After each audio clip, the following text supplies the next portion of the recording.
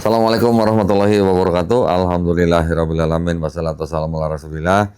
Saya Doni Tan, senang sekali ingin memberitahukan sebuah informasi yang heboh nih ya. Insya Allah mohon doanya, kami akan melonsing buku saya kedua yang berjudul Siapa Sebenarnya Yang Ingin Yesus Mati dalam Bible.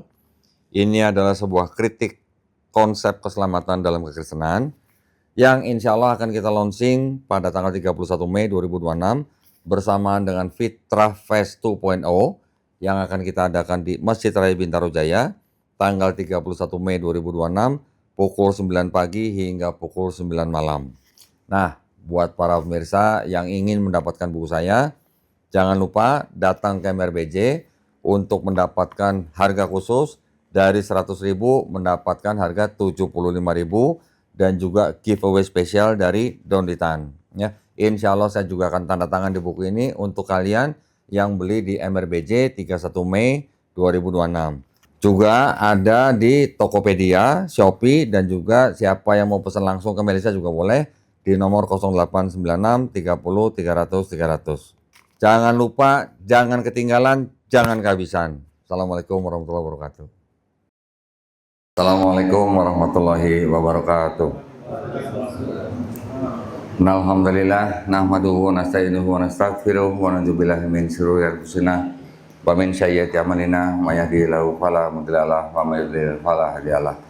Asyhadu an la ilaha illallah wahdahu la syarikalah wa asyhadu anna Muhammadan abduhu wa rasuluh.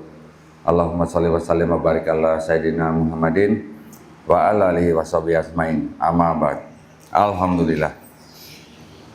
Terima kasih banyak kesempatannya. Alhamdulillah kita bisa berjumpa di Masjid Halimah Syadiah ya, Masya Allah. Alhamdulillah tadi saya ditanya Pak Rusdi, makan dulu atau dialog dulu? Dialog dulu Pak. Kalau makan dulu nanti ngantuk Pak jam segini Pak. Ya. Jadi Alhamdulillah mungkin perkenalkan kalau ada yang belum tahu nama saya Dondi Tan, ya, saya dari Jakarta. Saya keturunan Cina, Tan itu marga saya, ya. Marga itu bahasa Cinanya Sewa. Nah, jadi saya Dondi Setan, Pak ya, bukan seton Pak. Ya, saya tidak pernah bisa memilih lahir jadi orang Cina, ya. Bapak juga nggak bisa milih lahir jadi orang Palu kan Pak. Semuanya sudah takdir ya Pak ya. Jadi alhamdulillahnya kita semua sekarang bisa berkumpul dengan memegang nikmatnya iman Islam. Itu yang paling penting ya Pak ya. 40 tahun lebih saya dikafirkan oleh orang tua saya Pak. Lah kan saya dibawa ke gereja, berarti kan saya dikafirkan ya. Saya menjadi kafir tidak pernah bisa memilih, tiba-tiba saya tumbuh besar di gereja. Tiba-tiba sadar-sadar saya sudah jadi orang Kristen karena lingkungan juga ya, lingkungan keluarga dan sebagainya. Saya tumbuh besar, remaja, sekolah, berkeluarga sampai akhirnya saya mengenal Islam. Walaupun masa kecil saya juga saya tumbuh besarnya di lingkungan yang banyak orang Islam, tapi kan karena keluarga dan sebagainya. Jadi ya saya tetap menjadi dewasa orang Islam, orang Kristen. Alhamdulillah tahun 2007 ayah saya duluan, ayah saya itu dari muda Konghucu, ya Pak ya. Saya dulu dari kecil Pak dibawanya ke Gunung Kawi setiap tahun. Ngapain Pak Gunung Kawi Pak? Ngecas katanya. Ngecas apa? Ngecas apa? Pesugihan gitu ya. Sampai pernah papa saya ke Gunung Kawi beli patung namanya patung Kuan Kong. Ada yang pernah tahu Pak patung Kuan Kong? Nggak tahu ya. Jadi kalau di agama Konghucu itu banyak dewa-dewa Pak. Kuan Kong itu salah satu dewanya. Ada patung Kuan Kong, Kuan Im dan sebagainya. Nanti ada lagi dewa dapur dan sebagainya. Ya jadi di setiap wihara itu pasti di belakang itu ada dewa dapur gitu. Saya heran apa masak atau apa di belakang. Ya jadi saya dulu setiap hari di rumah ya bantu papa saya bersihin altar patung. Jadi saya hidup di rumah yang orang tuanya beda agama. Bapak saya Konghucu, mama saya Kristen. Tapi saya dari kecil dibawa ke gereja oleh mama dan nenek saya. Nenek saya itu Kristen militan. Militan itu artinya apa? Mau hujan, geledek, tetap aja pergi gereja pokoknya kalau hari Minggu. Ya, nggak ada istilahnya apa libur pokoknya. Setiap minggu pasti berangkat. Saya tumbuh besarnya juga di gereja. Saya menjadi remaja yang aktif di gereja, ikut kur, bahkan dulu di gereja saya ada paduan musik angklung, ikut drama, gitu-gitulah. Sampai akhirnya keluarga saya hijrah ke Jakarta, papa saya berpindah jadi Kristen. Ya, cukup lama, beberapa tahun, sampai punya komunitas sendiri.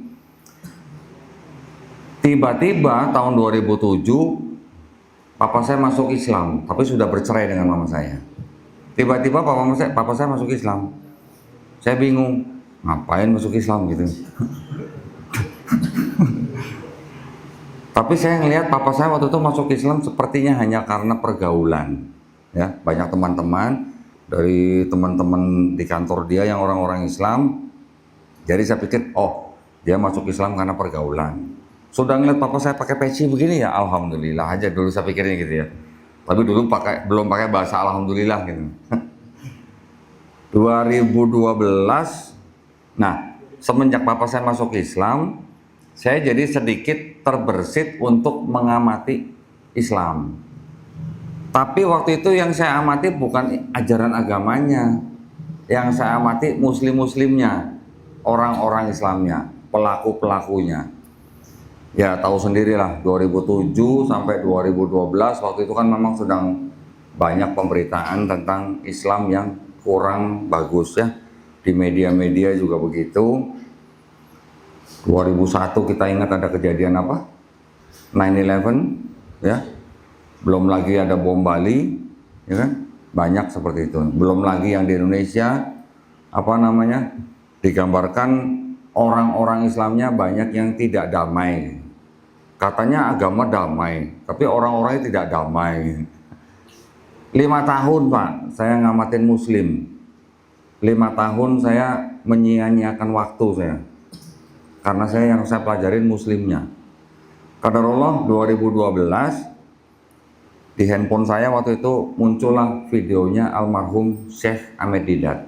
Ya, semoga Allah merahmati beliau. Dari melihat video dia, saya waktu itu masih Kristen Pak, masih rajin ke gereja, masih rajin bayar perpuluhan. Perpuluhan itu kalau di Islam zakat Pak, ya, zakat penghasilan. Dan itu setiap bulan Pak, tarifnya nggak main-main, 10%. Woi, Bapak berapa persen? 2,5%, kecil gitu Pak. Ini 10% Pak, setiap bulan, bukan setiap tahun loh Pak, setiap bulan. Saya dulu sudah masih waktu saya menonton videonya almarhum Syekh Ahmed Didat, saya masih rajin ke gereja, saya masih rajin bayar perpuluhan. Kalau bayar perpuluhan, kalau gaji kita 200.000 Pak, kecil Pak ya, 20.000 perpuluhan Pak, nggak terasa ya Pak ya. Kalau gaji kita sudah 2 juta, 2.500.000, perpuluhannya sudah 250.000 ya Pak ya. Kalau gaji kita udah 25 juta, lumayan Pak perpuluhan Pak. Itu baru 1 orang. Ya kalau satu gereja ada 200 orang, ya mungkin nggak rata, tapi ya begitulah. Itu yang diterima sama pendeta setiap bulannya. Makanya di gereja saya dulu ada papan, ditulislah nama-namanya. Si A perpuluhan bulan ini berapa, si B berapa, si C berapa. Jadi kita tahu penghasilan orang itu berapa gitu. Ya. Nama saya juga kadang ada setiap bulan ada di situ, kadang nomor ya kadang-kadang top 5, top 10 lah gitulah, adalah top 10 gitulah. Makanya pernah saya telat bayar perpuluhan karena mama saya masuk rumah sakit, waktu itu BPJS mungkin belum aktif. Wah, besokannya saya langsung ditelepon Pak Pendeta, Pak, halo Pak Doni sehat gitu. Peringatan Pak, peringatan. Ya. Mungkin tagihan Pajaronya udah jatuh tempo mungkin Pak. Itu cukup lama dulu saya. Nah, setelah saya menonton videonya almarhum Syekh Ahmed Didat, saya sebagai orang Kristen nonton video penceramah Islam kok lebih tahu Bible daripada saya gitu. Padahal saya dari kecil bukanya Bible gitu. Kok malah dia lebih tahu, bahkan dia punya beberapa versi yang jumlah suratnya, nah, saya pakai istilah surat nih biar bapak-bapak akrab nih. Kalau di Quran kan pakai surat Pak ya. Di Quran berapa surat Pak? 114. Itu di Palu apa di Indonesia Pak? Apa seluruh dunia Pak itu Pak? Seluruh dunia sama ya Pak ya? 114 surat. Kalau Bible Kristen Pak itu beda-beda. Protestan 63 surat. Katolik 73 surat. Ortodoks 78 surat. Ethiopia 81 surat. Mereka menggambarkan Yesusnya seperti apa Tuhan mereka, itu juga beda-beda Pak. Saya dari kecil dulu taunya Yesus bule, mata biru, hidung mancung gitu Pak. Taunya gitu Pak. Ternyata di Ethiopia taunya Yesus kulit hitam Pak. Gambarnya Maria gendong Yesus, dua-duanya kulit hitam. Saya lihat di Cina Maria sama Yesus sipit Pak. Kalau kita lihat di Jawa, Maria sama Yesus, Marianya pakai kebaya Pak. Jadi ternyata kalangan Kristen itu juga menggambarkan sesembahan mereka beda-beda gitu. Ya saya sih taunya dari dulu ke gereja, di gereja lukisannya Yesusnya bule, ya saya taunya bule gitu kan bule. Pantesan dulu almarhum Muhammad Ali tahu Pak, ya petinju legendaris, bertanya sama mamanya, sama ibunya, Mama kenapa Tuhan kita bule gitu? Saya juga mau punya Tuhan kulit hitam gitu kan. Ya itu seperti itu.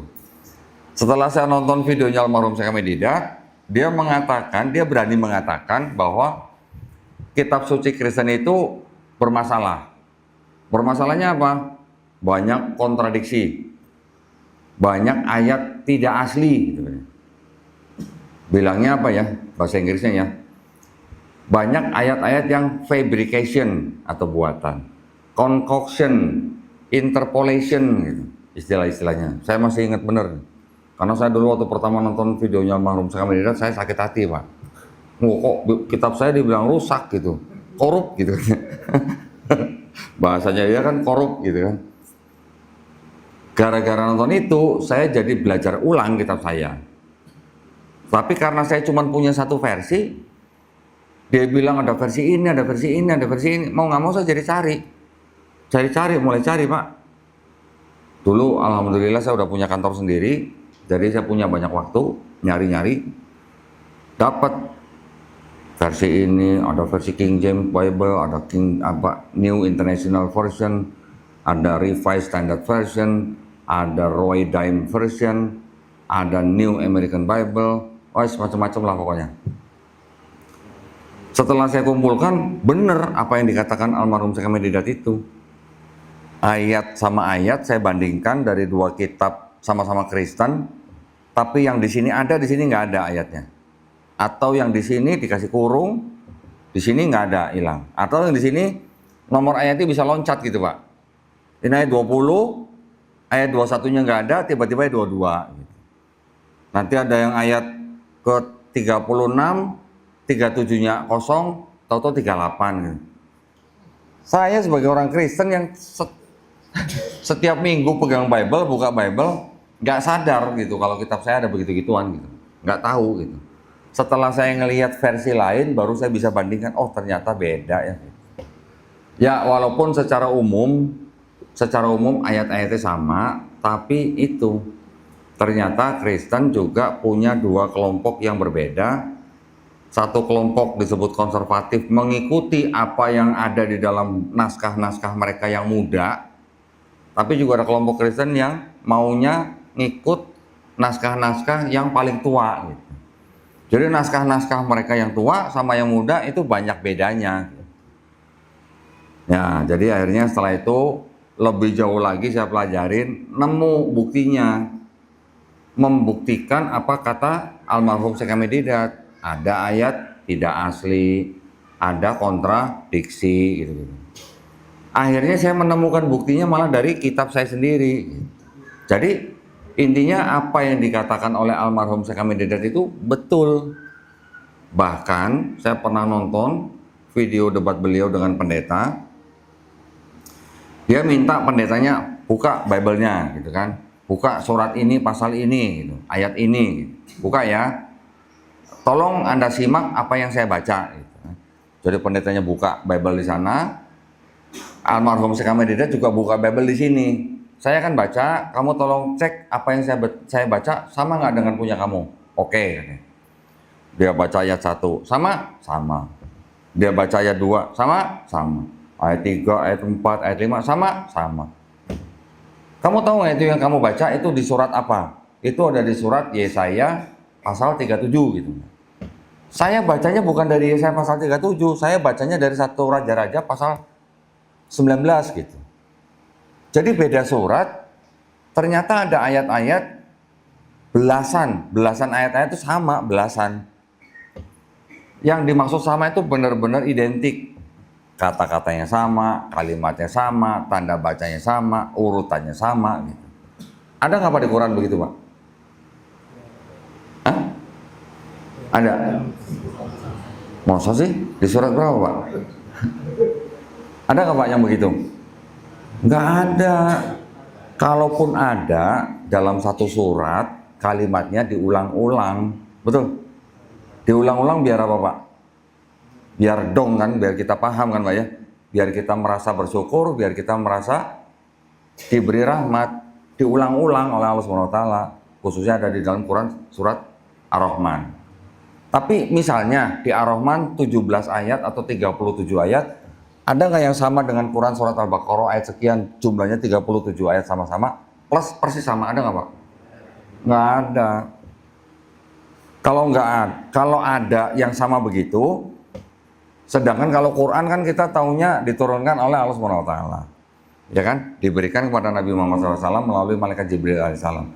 Jadi yang mengarang satu pribadi, yang menyampaikan satu pribadi, yang menerima nabinya juga satu pribadi.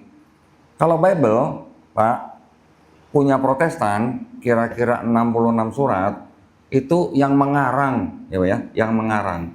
Kira-kira 40 orang, Pak. 40 orang. Jadi kalau tadi saya sebut ada surat Yesaya, ada surat Raja-Raja, ini pengarangnya beda. Kalau pengarangnya beda, kok bisa ada puluhan ayat sama persis gitu? Berarti kan timbul pertanyaan, yang ini nyontek yang ini atau yang ini nyontek yang ini gitu. Jadi begitu gitu Pak.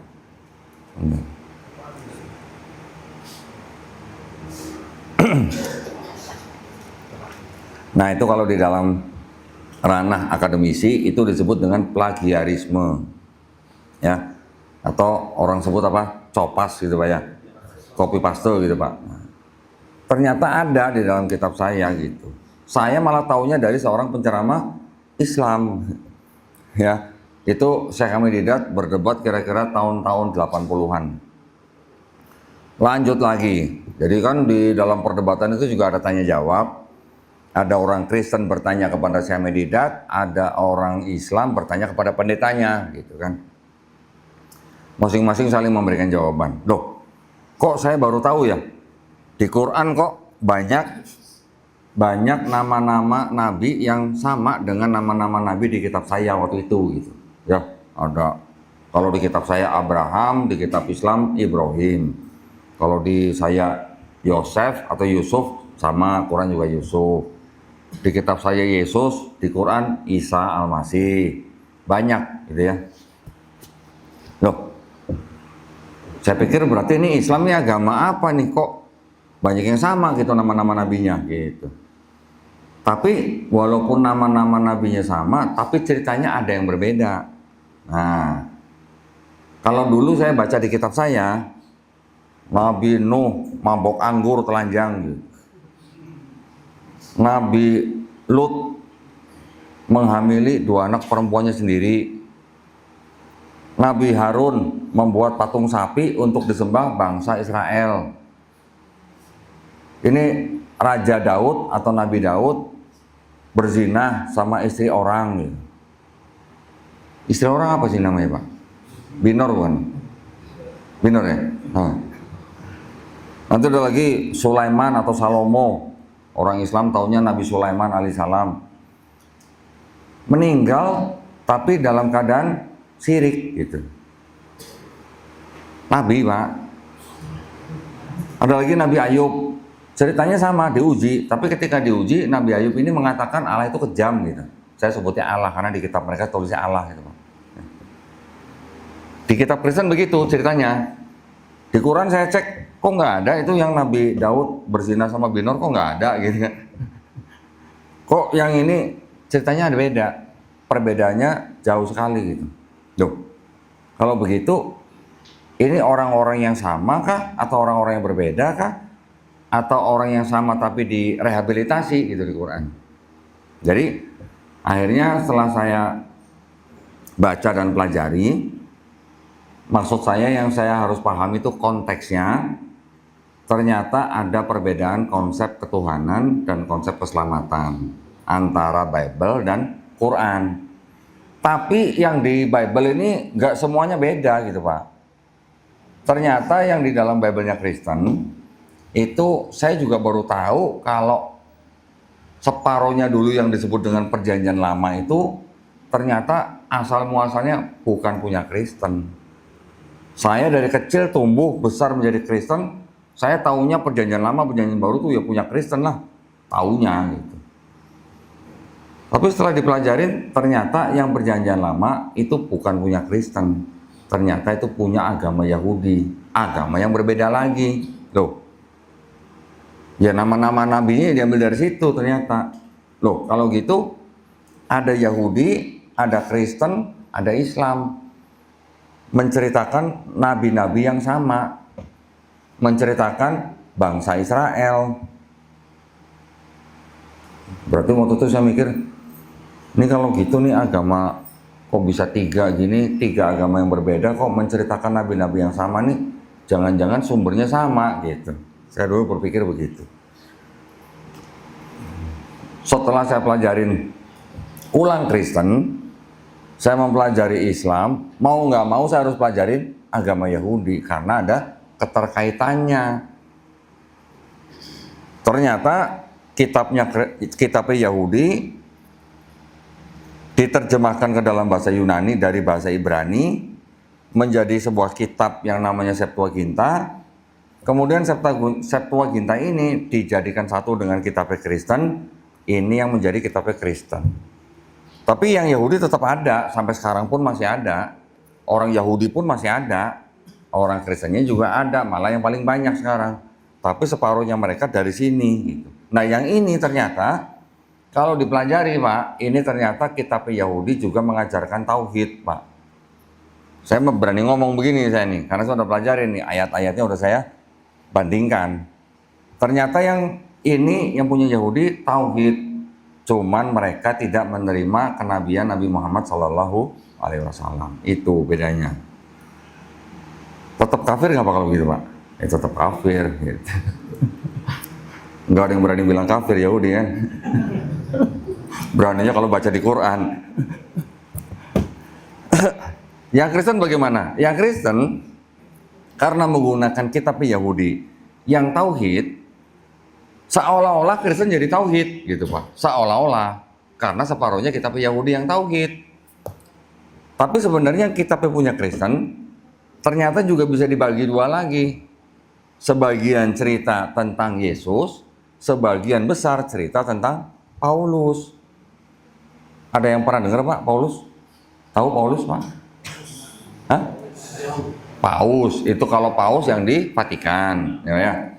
Kalau Paus itu kan pimpinan gereja Katolik seluruh dunia. Jadi seluruh dunia gereja Katolik ngikutin apa kata Paus gitu.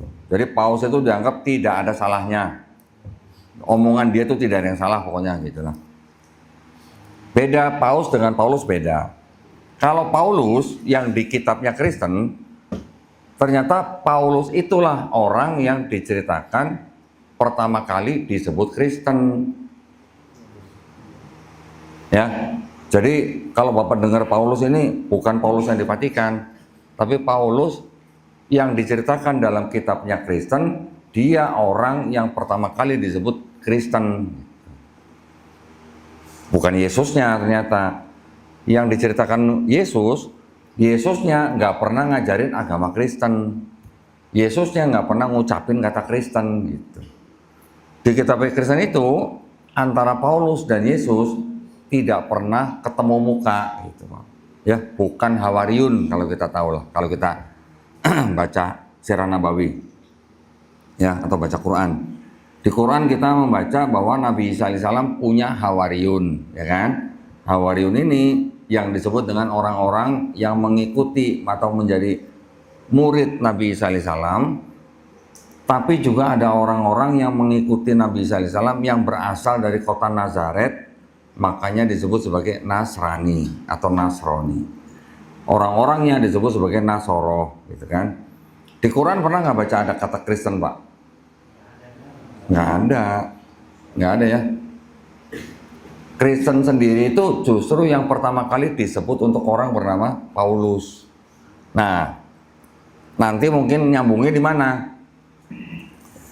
Kalau di Quran kita bacanya Nabi Isa alaihissalam punya Hawariyun. Kalau kita baca di tafsir, Quran surat An-Nisa 157, bahwa Nabi Isa alaihissalam tidak dibunuh dan tidak disalib. Ada tafsir dari Ibnu Katsir yang diserupakan itu adalah Yudas Iskariot, gitu kan? Tapi ada juga tafsir dari Ibnu Abbas bahwa yang diserupakan itu adalah pengikutnya Nabi Isa yang paling setia, ya. Setelah ditanya 3 kali dia yang mengajukan diri menjadi orang yang diserupakan dengan Nabi Isa, akhirnya disetujuin. Setelah disetujuin oleh Nabi Isa diangkat, barulah mereka ditangkap. Kemudian muridnya Nabi Isa alaihissalam itu yang disalib. Itu tafsirnya Ibnu Abbas. Tafsirnya Ibnu Katsir, Yudas Iskariot. Selanjutnya menurut Ibnu Abbas lagi, bahwa murid-murid Nabi Isa alaihissalam itu setelah Nabi Isa diangkat, itu terpecah menjadi 3 golongan. Yang pertama Yakobiyah, yang kedua Nasturiyah, yang ketiga Muslim. Yang Yakobiyah dan Nasturiyah ini yang menjadi cikal bakal. Nah, cikal bakal bertemunya dengan pengikutnya Paulus. Ya, pengikut Paulus berarti bukan orang-orang yang dari Nazaret. Pengikutnya Paulus ini bisa orang dari Palestina, bisa juga orang di luar dari Palestina, bisa juga orang dari Roma dan sebagainya. Dua kelompok dengan pemikiran yang sama inilah yang sekarang kita kenal dengan sebutan Kristen gitu. Tapi Kristennya ada macam-macam kelompoknya, ada 3 kelompok. Ada Trinitarian yang percaya Tuhan itu Esa tapi 3 pribadi, Bapa Tuhan, Putra Tuhan, Roh Kudus Tuhan, tapi bukan 3 Tuhan tapi 1 Tuhan. Paham nggak, Pak? Paham Trinitas? Hah? Paham. Pernah belajar di mana, Pak? Paham Trinitas? Kebetulan Pak, saya biasa nonton. Oh, biasa nonton. Kalau ada orang yang bilang paham Trinitas, ya, itu berarti dia menyalahi akal logikanya. Nah, maksudnya gitu, ya. Yang saya tanya, paham nggak tentang Trinitasnya? Orang Kristen bahkan pendeta sekalipun, kalau dia sudah tidak bisa menjawab tentang logika Trinitas, dia akan bilang bahwa Trinitas itu misteri. Nah, ya, ujung-ujungnya kan misteri gitu bilangnya. Jadi mereka bilang juga Bapa Maha Kuasa, Putra Maha Kuasa, Roh Kudus Maha Kuasa, tapi bukan 3 Maha Kuasa, tapi 1 Maha Kuasa. Gimana nerimanya? Pusing-pusing kan? Cari bodrek. Ini kelompok pertama, Trinitas. Kelompok yang kedua, Unitarian. Ya, Trinitarian, Unitarian. Unitarian tidak menyembah Yesus sebagai Tuhan. Mereka mengatakan Yesus itu hanya ciptaan, tapi dia ciptaan yang paling mulia, bahkan lebih mulia dari malaikat. Kelompok ketiga, Kristen Oneness namanya, Pak. Oneness ini tidak menerima Trinitas, tapi dia juga tetap menyembah Yesus sebagai Tuhan. Tapi bedanya apa? Mereka mengatakan Bapa itu Yesus, Yesus itu Bapa. 1 pribadi, bukan 3 pribadi seperti Trinitarian. Nah, ini 3 kelompok ini Ini yang dibantah oleh Quran, yang oneness ini dibantah oleh Quran surat Al-Maidah ayat ke-72. Telah kafirlah orang yang mengatakan Allah ialah Isa putra Maryam. Yang ini walaupun tidak secara tegas dibantah karena tidak menyembah Yesus sebagai Tuhan, tapi kalau dia tidak menerima Nabi Muhammad SAW, ya tetap aja kafir. Yang ini dibantah di Quran ayat selanjutnya setelah ayat 72. Di Quran surat Al-Maidah ayat 72, sungguh telah kafir orang yang mengatakan Allah salah satu dari tiga. Ya, ini udah dibantah. Tapi di Quran yang sama, surat yang sama, ayat ke-116, diceritakan Allah Subhanahu Wa Taala, insya Allah nanti bertanya kepada Nabi Isa, apakah kamu pernah menjadikan dirimu selain aku dan ibumu? Ya kan? Jadi ada Allah, ada Isa, ada Maryam. Sedangkan orang Kristen trinitasnya Bapa, Putra, dan Roh Kudus. Orang Kristen bilang Quran nggak paham trinitas gitu. Trinitas itu Bapa, Putra, dan Roh Kudus, bukan Bapa, Putra, dan Maria gitu. Kenapa di Quran surat Al-Maidah itu ada Allah, ada Isa, dan Maryam gitu. Berarti orang Kristen bilang Quran nggak paham trinitas. Kalau ada orang Kristen nanya begitu, Pak, ada yang tahu nggak apa jawabannya? Yang tahu jawabannya saya kasih buku, Pak nih. Tadi kan saya cerita ada Kristen Trinitarian yang percaya Trinitas, Unitarian, Oneness. Yang Trinitas ini kan unsurnya atau pribadinya Bapa, Yesus atau Putra dan Roh Kudus, ya kan? Tapi di Quran surat Al-Maidah 116 Allah Subhanahu wa taala bertanya kepada Nabi Isa, apakah kamu pernah menjadikan dirimu selain aku dan ibumu menjadi sesembahan mereka? Ya kan? Dijawab oleh Nabi Isa, tidak mungkin gitu kan. Orang Kristen nanya, itu Quran paham Trinitas enggak? Trinitas itu Bapa, Putra, dan Roh Kudus, bukan Bapa, Putra, dan Maria gitu. Kenapa di Quran surat Al-Maidah Allah, Nabi Isa, dan ibunya Maryam? Jawabannya?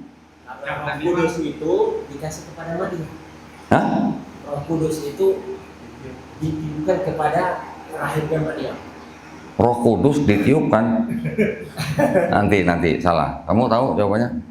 Kalau tidak salah, Godoli pernah bilang pada zaman itu ada salah satu sekte dari Kristen yang mengatakan bahwa yang termasuk dari tiga itu salah satunya adalah ibunya Maria, ibunya Isa itu.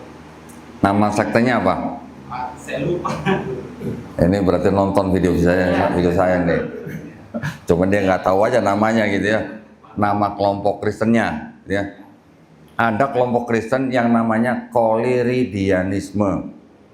Catat Mas, Koliridianisme Mas. Nanti kalau ada orang Kristen nanya di jalan Mas harus bisa jawab. Ya, Koliridianisme. Kristen-Kristen itu yang menyembah Maria sebagai Tuhan, selain mereka juga menyembah Yesus dan Bapa. Tetap saya kasih Mas. Masya Allah, Alhamdulillah. Ya, jadi Quran bukan nggak tahu konsep ketuhanannya Kristen, bahkan sangat tahu karena dibantah semua gitu. Ya, yang Koliridianisme dibantah, yang Trinitarian dibantah, yang Oneness juga dibantah. Begitu. Jadi alhamdulillah setelah saya pelajarin semua itu, sekarang saya sudah punya yayasan, namanya Yayasan Carga Mu'alaf Indonesia, Pak. Ya, dulu sebelumnya saya bergabung dengan sebuah yayasan, namanya Yayasan Pembina Mu'alaf At-Tauhid dari tahun 2020, kemudian 2024 saya bikin yayasan sendiri, Carga Mu'alaf Indonesia.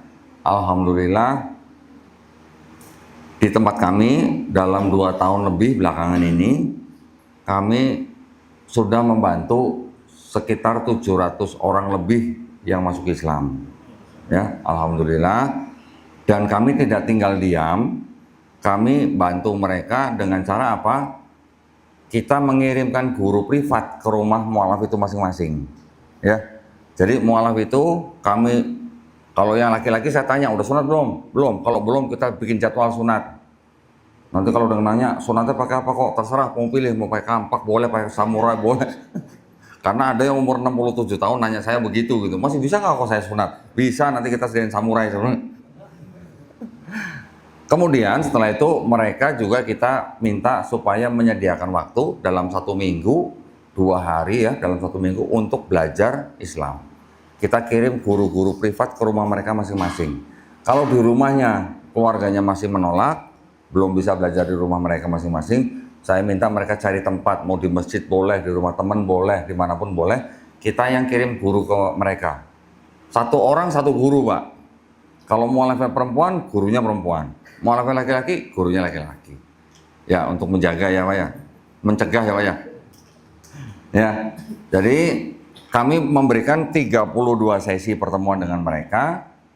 Yang kita harapkan setelah 32 sesi itu, insya Allah mualaf-mualaf itu bisa baca Quran. Insya Allah, walaupun masih terbata-bata, ya Pak ya. Nah, kami juga melakukan kegiatan-kegiatan yang memang sudah direncanakan, ditetapkan di dalam yayasan. Saya sebagai ketua litbang dan pembina, saya yang diberi tugas berdebat dengan para pendeta.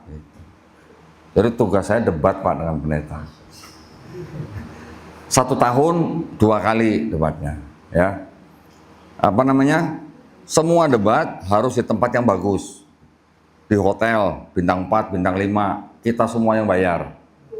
Kita semua yang bayar Pak. Pendetanya tinggal dimanapun kita bayarin tiket. Mau dari NTT sekalipun, mau dari mana kita bayarin tiket. Kita kasih kamar yang bagus, kita kasih makan yang enak, berdebat, pulang kita ongkosin lagi, kita kasih amplop lagi. Itu kita Pak. Jadi memang tugas kita mengajak mereka berdebat, gitu ya. Boleh nggak Pak orang Islam Pak berdebat Pak? Wajadilhum bilati hiya ahsan. Malah diperintahkan nggak ya? Diperintahkan berdebat Pak. Kalau di Quran, Allah Subhanahu Wa Taala memerintahkan kita untuk berdebat, tapi dengan cara yang paling baik. Tapi Allah Subhanahu Wa Taala juga melarang kita menghina atau memaki sesembahan orang lain Pak, betul kan? Allah Subhanahu Wa Taala juga melarang kita mengolok-olok kaum lain. Jadi kalau berdebat kita tidak boleh mengolok-olok mereka, kita tidak boleh menghina sesembahan mereka. Yang harus kita lakukan adalah berdebat dengan cara yang hasan, yang baik gitu Pak. Ya, itu yang kita lakukan Pak. 2022 saya berdebat 2 kali Pak. 2023 berdebat 2 kali. 2024 berdebat 2 kali. Yang saya cari harus pendeta Pak. Nggak boleh cuman yang pendebat-pendebat di online gitu, saya nggak mau. Yang saya cari harus pendeta yang punya gereja. Gitu. Ya. Nggak gereja apa? Jemaatnya nggak perlu ribuan nggak apa-apa. Yang penting punya gereja, punya jemaat. Gitu. Terus 2025 saya nyari pendeta, waktu itu pada nggak mau Pak debat. Ada yang mau batal. Karena saya suruh tanda tangan surat perjanjian harus datang, nggak berani. Nggak boleh menghina agama lain, nggak berani. Nggak, Pak. Jadi 2025 saya gagal Pak. Pendeta pada nggak mau debat sama saya. 2026 mohon doanya mudah-mudahan nanti bulan Juli saya debat lagi. Di Surabaya. Mudah-mudahan ya insya Allah ya.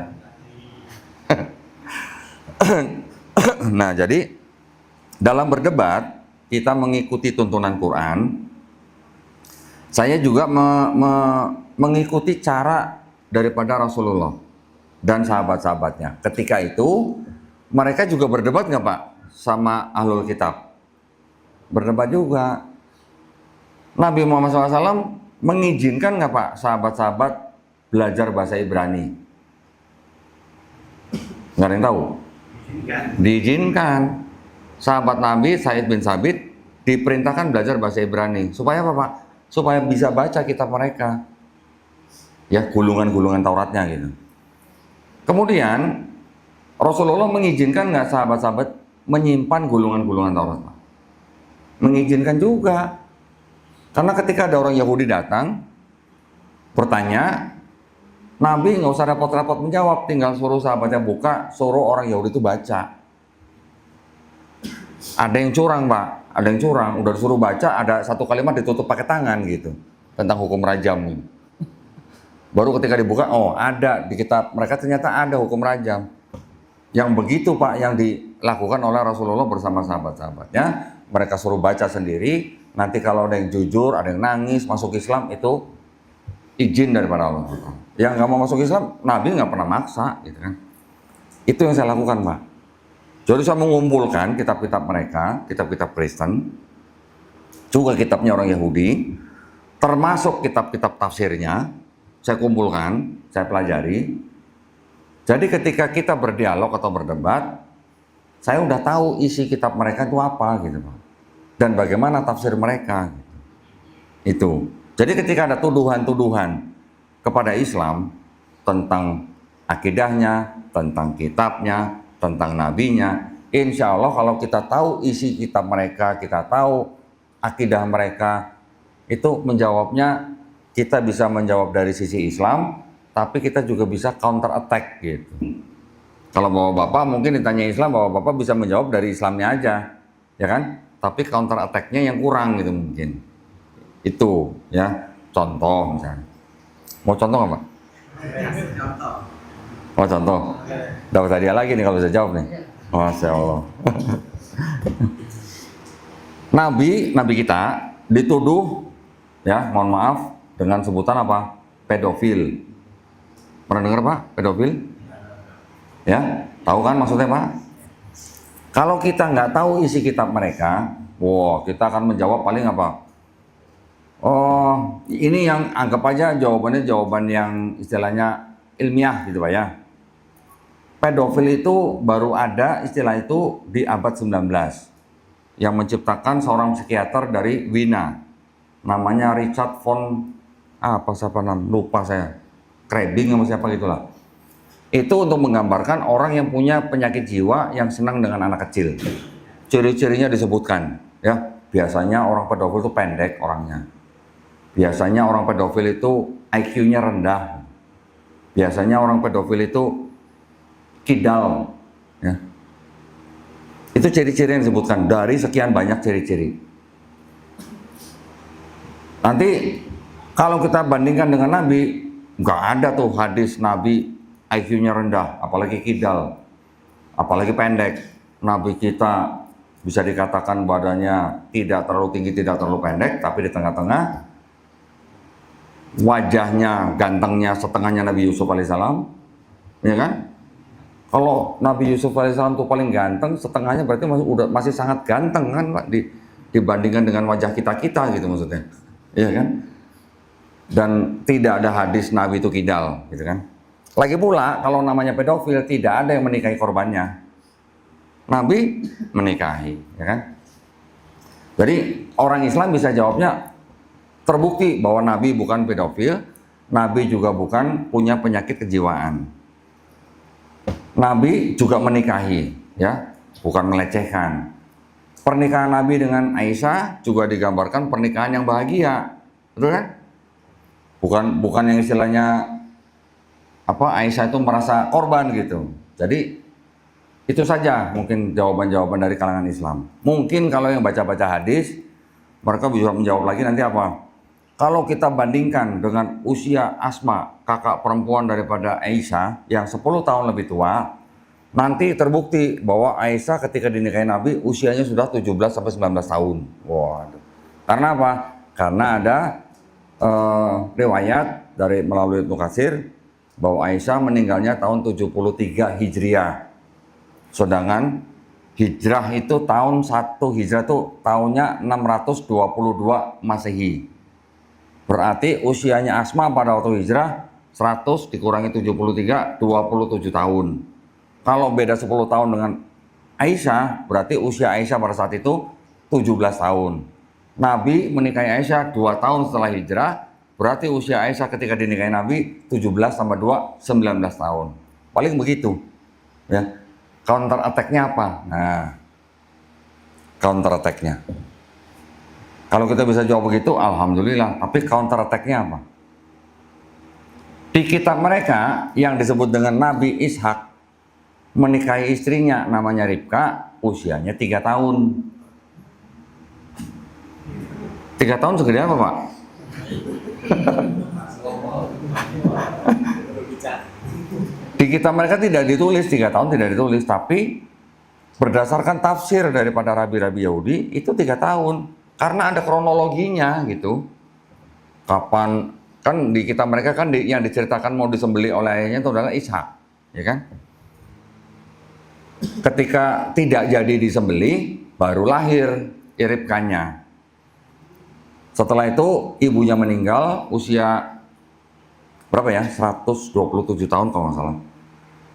Itu berarti kalau dihitung-hitung urutannya dari mulai kelahiran Nabi Ishak sampai peristiwa akikah. Akikahnya bukan mempersembahkan kambing ya Pak ya. Akikah dalam bahasa Ibrani itu artinya itu peristiwa mau disembelih itu namanya akikah. Sampai Ribka lahir, sampai ibunya meninggal, itu dihitung-hitung sama Nabi, usianya Ribka pada saat dinikahi 3 tahun. Pedofil bukan? Kita cuma nanya, kita cuma balik nanya Pak. Bisa nggak disebut pedofil? Ribka apa? Nabi Ishak menikahi Ribka 3 tahun. Pasti mereka kan nggak mau jawab. Di kitab mereka juga yang diceritakan tentang Maria, ibunya Yesus, ya, dinikahi oleh suaminya, namanya Yusuf. Kalau di Quran, di hadis, mungkin tidak ada cerita Maryam punya suami. Tapi kalau di kitab mereka, Maria ibu Yesus punya suami, namanya Yusuf. Di kitab sekunder mereka, diceritakan Yusuf usianya 90 tahun. Dan dia adalah seorang duda, anak 6, dipilih oleh sukunya untuk menikahi Maria. Usia Maria ketika hamil itu baru 12 sampai 14 tahun. Kita tanya balik, Yusuf 90 tahun menikahi Maria 12 sampai 14 tahun, bisa nggak Yusuf disebut pedofil? Dengan standar yang sama gitu maksud saya, ya kan? Mereka kan mengatakan Nabi usia 53 tahun, menikahi Aisyah 6 tahun, hidup berumah tangga 9 tahun, itu pedofil standar mereka. Kita kembalikan dengan standar yang sama. Berani jawab nggak mereka? Nggak berani. Daud diceritakan kan, tadi saya bilang kan, Daud berzina dengan istri orang atau binor. Namanya siapa? Namanya Betseba. Betseba ketika dizinahi oleh Daud, usianya antara 7 sampai 9 tahun. Dari mana? Dihitung dari umur kakeknya. Kakeknya namanya Ahitofel, penasehat pribadinya Raja Daud. Ahitofel meninggalnya usia 33 tahun. 33 tahun sudah punya cucu. Berarti cucunya umur berapa gitu. Ya, itu bisa dikatakan tradisi Yahudi. Tapi itu semuanya ada buktinya dan bisa ditunjukkan pada mereka. Kita tanya, kalau gitu Raja Daud pedofil bukan? Menikahi anak perempuan 7 sampai 9 tahun. Belum lagi nanti ada di kitabnya mereka juga, Tuhan memerintahkan Nabi Musa membasmi suku Amalek, tapi perempuan-perempuan yang belum pernah bersetubuh dengan laki-laki tidak boleh dibunuh. Ya, berapa usia wanita yang belum bersetubuh dengan laki-laki di dalam tradisi Yahudi pada saat itu? Itu usianya 3 sampai 11 tahun. So, kalau udah 11 tahun mau tuh dalam tanda kutip sudah tidur dengan laki-laki. Terus kemudian bangsa Israel menawan perempuan-perempuan yang belum pernah tidur dengan laki-laki sebanyak 32.000 wanita. Dari 32.000 wanita dibagi 2, 16.000 buat bangsa Israel. Kemudian dari 16.000 yang kedua ini diambil 16 apa 32 orang perempuan yang belum tidur dengan laki-laki menjadi upeti buat Tuhan gitu. Tuhan butuh upeti perempuan-perempuan yang belum pernah tidur dengan laki-laki. Buat apa kira-kira? Judulnya itu buat menjadi marbotnya bait suci mereka. Ya, tapi disebutnya upeti dan harus wanita yang belum pernah tidur dengan laki-laki. Bisa nggak disebut pedofil? Oke lah, bukan Tuhan yang dalam tanda kutip memakai mereka, tapi mungkin imam-imamnya. Nah, imam-imamnya itu bisa nggak disebut pedofil kalau pakai anak-anak 3 sampai 11 tahun. Gitu. Kalau kita counter attack-nya begitu. Saya tadi kan nawarin yang mau jawab ya, kok malah saya jawab sendiri ya? Kelewatan berarti. Ya, kira-kira gitu ya. Jadi ilmu kristologi ini memang menurut saya memang cukup luas dan bisa dipakai untuk membentengi iman dan akidahnya orang Islam, terutama dari upaya-upaya pendangkalan akidah dan pemurtatan. Jadi dengan ilmu ini kita bisa mengcounter attack serangan-serangan mereka, ya. Berdasarkan pengetahuan kita akan isi kitab mereka sendiri atau isi atau bagaimana akidah mereka. Jadi kalau saya debat sama pendeta, Pak, yang saya lakukan itu bukan saya yang berdebat dengan pendeta, tapi saya membuat pendeta itu berdebat sendiri dengan kitabnya gitu, Pak. Itu yang saya lakukan gitu. Kenapa? Karena di kitabnya mereka itu yang malah saya pakai untuk mendebat argumen mereka gitu. Jadi ketika debat saya bawa banyak Bible gitu, versinya, saya nanya, Pak, yang ini sama ini kenapa beda, Pak? Gitu. Kalau pendetanya nggak mau pusing, saya nggak terima yang itu, buang gitu katanya. Ada yang bilang begitu, Pak. Ya, walaupun sama-sama Kristen Protestan. Itu apalagi kalau saya tunjukinnya Katolik, wah saya nggak terima Katolik. Yang Protestan bilang Katolik sesat, yang Katolik bilang Protestan sesat. Gitu. Jadi mereka saling mengatakan mereka bidat, Pak. Bidat bukan bid'ah, Pak ya. Bidat gitu. Bidat itu arti sesat gitu, Pak. Gitu. Ya.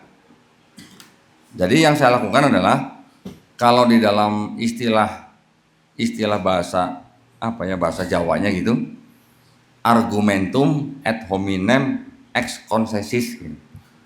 Artinya apa? Menggunakan dokumen mereka sendiri untuk mematahkan argumen mereka sendiri. Gitu. Ya, jadi sering saya bikin pendetanya berdebat sama kitabnya sendiri. Bahkan pernah pendetanya pegang Bible versi A misalnya. Saya mau baca yang versi B, Pak.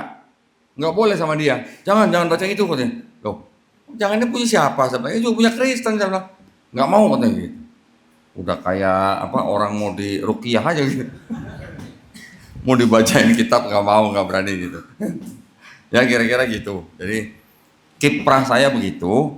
Jadi mohon doanya juga supaya kita juga istiqomah. Semuanya kita juga harus istiqomah nih, Pak.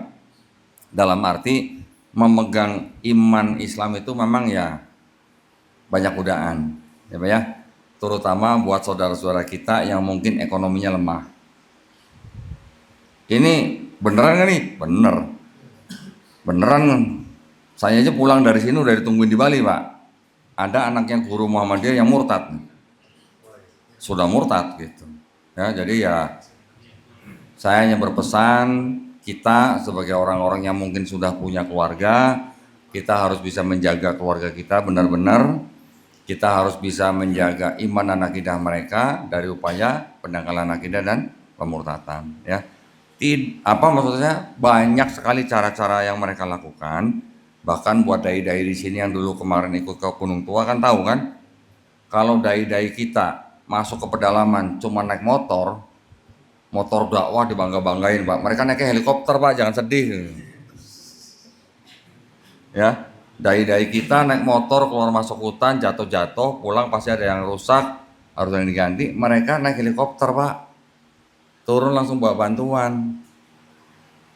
Jadi godaannya kita, cobaan kita banyak, dan saudara-saudara kita yang di pedalaman juga banyak gitu, Pak. Nah, makanya saya kemarin bilang sama Ustadz Idris, saya berdoa mudah-mudahan Dewan Dakwah cepet punya helikopter gitu ya. Amin. Biar nggak kalah sama yang sebelah gitu maksudnya. Kalau ngirim-ngirim kayak kemarin, kita kemarin udah ngirim-ngirim sapi aja pakai lepas, sapinya 2 ya. Dua-duanya lepas. Ya, mau ke tempat kampung mualaf aja harus menyeberang jembatan Sirotol Mustaqim gitu. Ya, jadi alhamdulillah apa yang kita lakukan mudah-mudahan semuanya mendapatkan pahala dari Allah SWT ya. Amin ya rabbal alamin. Baik, kita baru mau dibuka nih, udah nyolong start ini. Ya, kita buka sesi tanya jawab ya.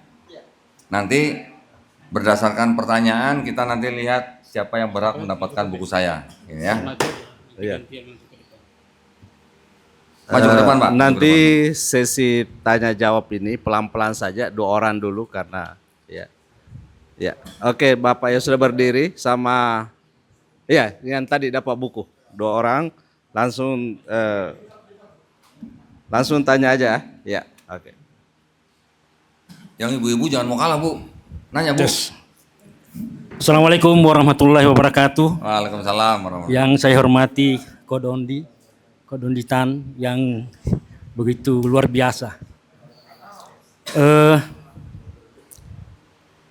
Yesus bernubuat, kalau tidak salah Yohanes 14:16. Hebat ya Bapak nih. Aku akan meminta seorang penolong lain.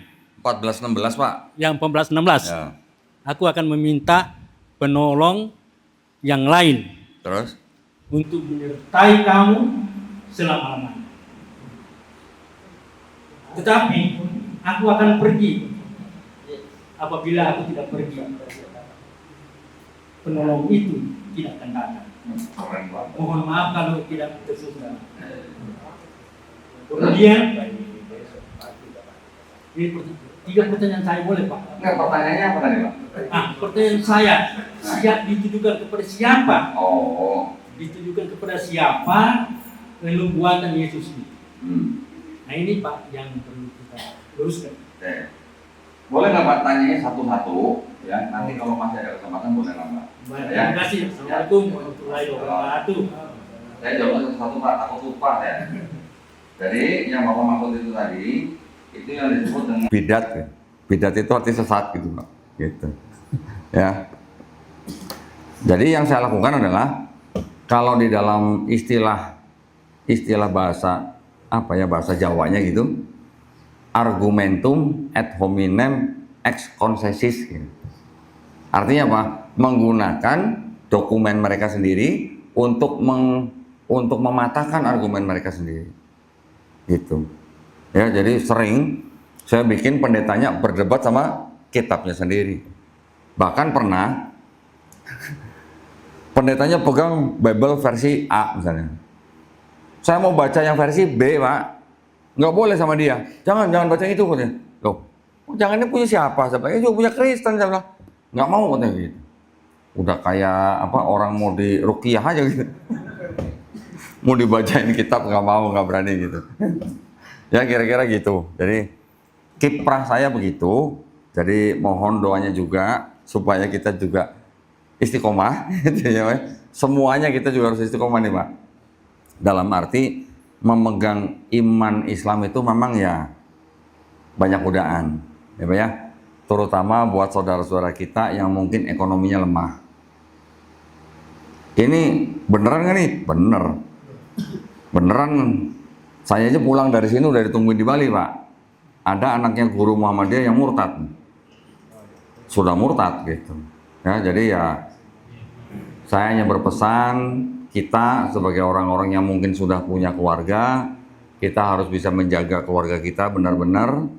Kita harus bisa menjaga iman dan akidah mereka dari upaya pendangkalan akidah dan pemurtatan. Ya, maksudnya banyak sekali cara-cara yang mereka lakukan. Bahkan buat dai-dai di sini yang dulu kemarin ikut ke Gunung Tua kan tahu kan, kalau dai-dai kita masuk ke pedalaman cuma naik motor dakwah dibangga-banggain Pak. Mereka naiknya helikopter Pak, jangan sedih. Ya, dai-dai kita naik motor keluar masuk hutan, jatuh-jatuh, pulang pasti ada yang rusak, harus yang diganti. Mereka naik helikopter Pak, turun langsung bawa bantuan. Jadi godaannya kita, cobaan kita banyak, dan saudara-saudara kita yang di pedalaman juga banyak gitu Pak. Nah makanya saya kemarin bilang sama Ustadz Idris, saya berdoa mudah-mudahan Dewan Dakwah cepet punya helikopter gitu ya. Amin. Biar nggak kalah sama yang sebelah gitu maksudnya. Kalau ngirim-ngirim kayak kemarin, kita kemarin udah ngirim-ngirim sapi aja pakai lepas, sapinya 2 ya. Dua-duanya lepas. Ya, mau ke tempat kampung mualaf aja harus menyeberang jembatan Sirotol Mustaqim gitu. Ya, jadi alhamdulillah apa yang kita lakukan mudah-mudahan semuanya mendapatkan pahala dari Allah SWT ya. Amin ya rabbal alamin. Baik, kita baru mau dibuka nih, udah nyolong start ini. Ya kita buka sesi tanya jawab ya. Nanti berdasarkan pertanyaan kita nanti lihat siapa yang berhak mendapatkan buku saya. Ini ya.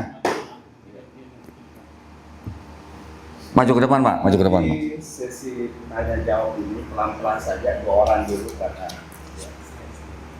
Oke, Bapak yang sudah berdiri sama ya yang tadi dapat buku 2 orang langsung tanya aja ya. Yang ibu-ibu jangan mau kalah Bu, nanya Bu. Assalamualaikum warahmatullahi wabarakatuh. Waalaikumsalam warahmatullahi wabarakatuh. Saya hormati dan luar biasa. Yesus bernubuat. Kalau tidak salah Yohanes 14:16. Hebat yang Bapak ini. Aku akan meminta seorang penolong lain. 14:16 Pak. Yang 14:16. Ya. Aku akan meminta penolong yang lain Terus? untuk menyertai kamu selama-lamanya. Tetapi aku akan pergi. Apabila aku tidak pergi, penolong itu tidak akan datang. Keren Pak. Mohon maaf kalau tidak tersinggung. Ya ya ya. Terus? Kemudian, ini 3 pertanyaan saya boleh Pak? Enggak, pertanyaannya apa tadi Pak? Nah, pertanyaan saya, Hah? ditujukan kepada siapa? Oh. Ditujukan kepada siapa nubuatan Yesus ini? Nah ini Pak yang perlu kita luruskan. Oke. Boleh nggak Pak tanyanya satu-satu ya? Nanti kalau masih ada kesempatan boleh nambah. Ya, Pak, ya? Terima kasih. Siap. Waalaikumsalam. Satu. Saya jawabnya satu-satu Pak, takut lupa saya.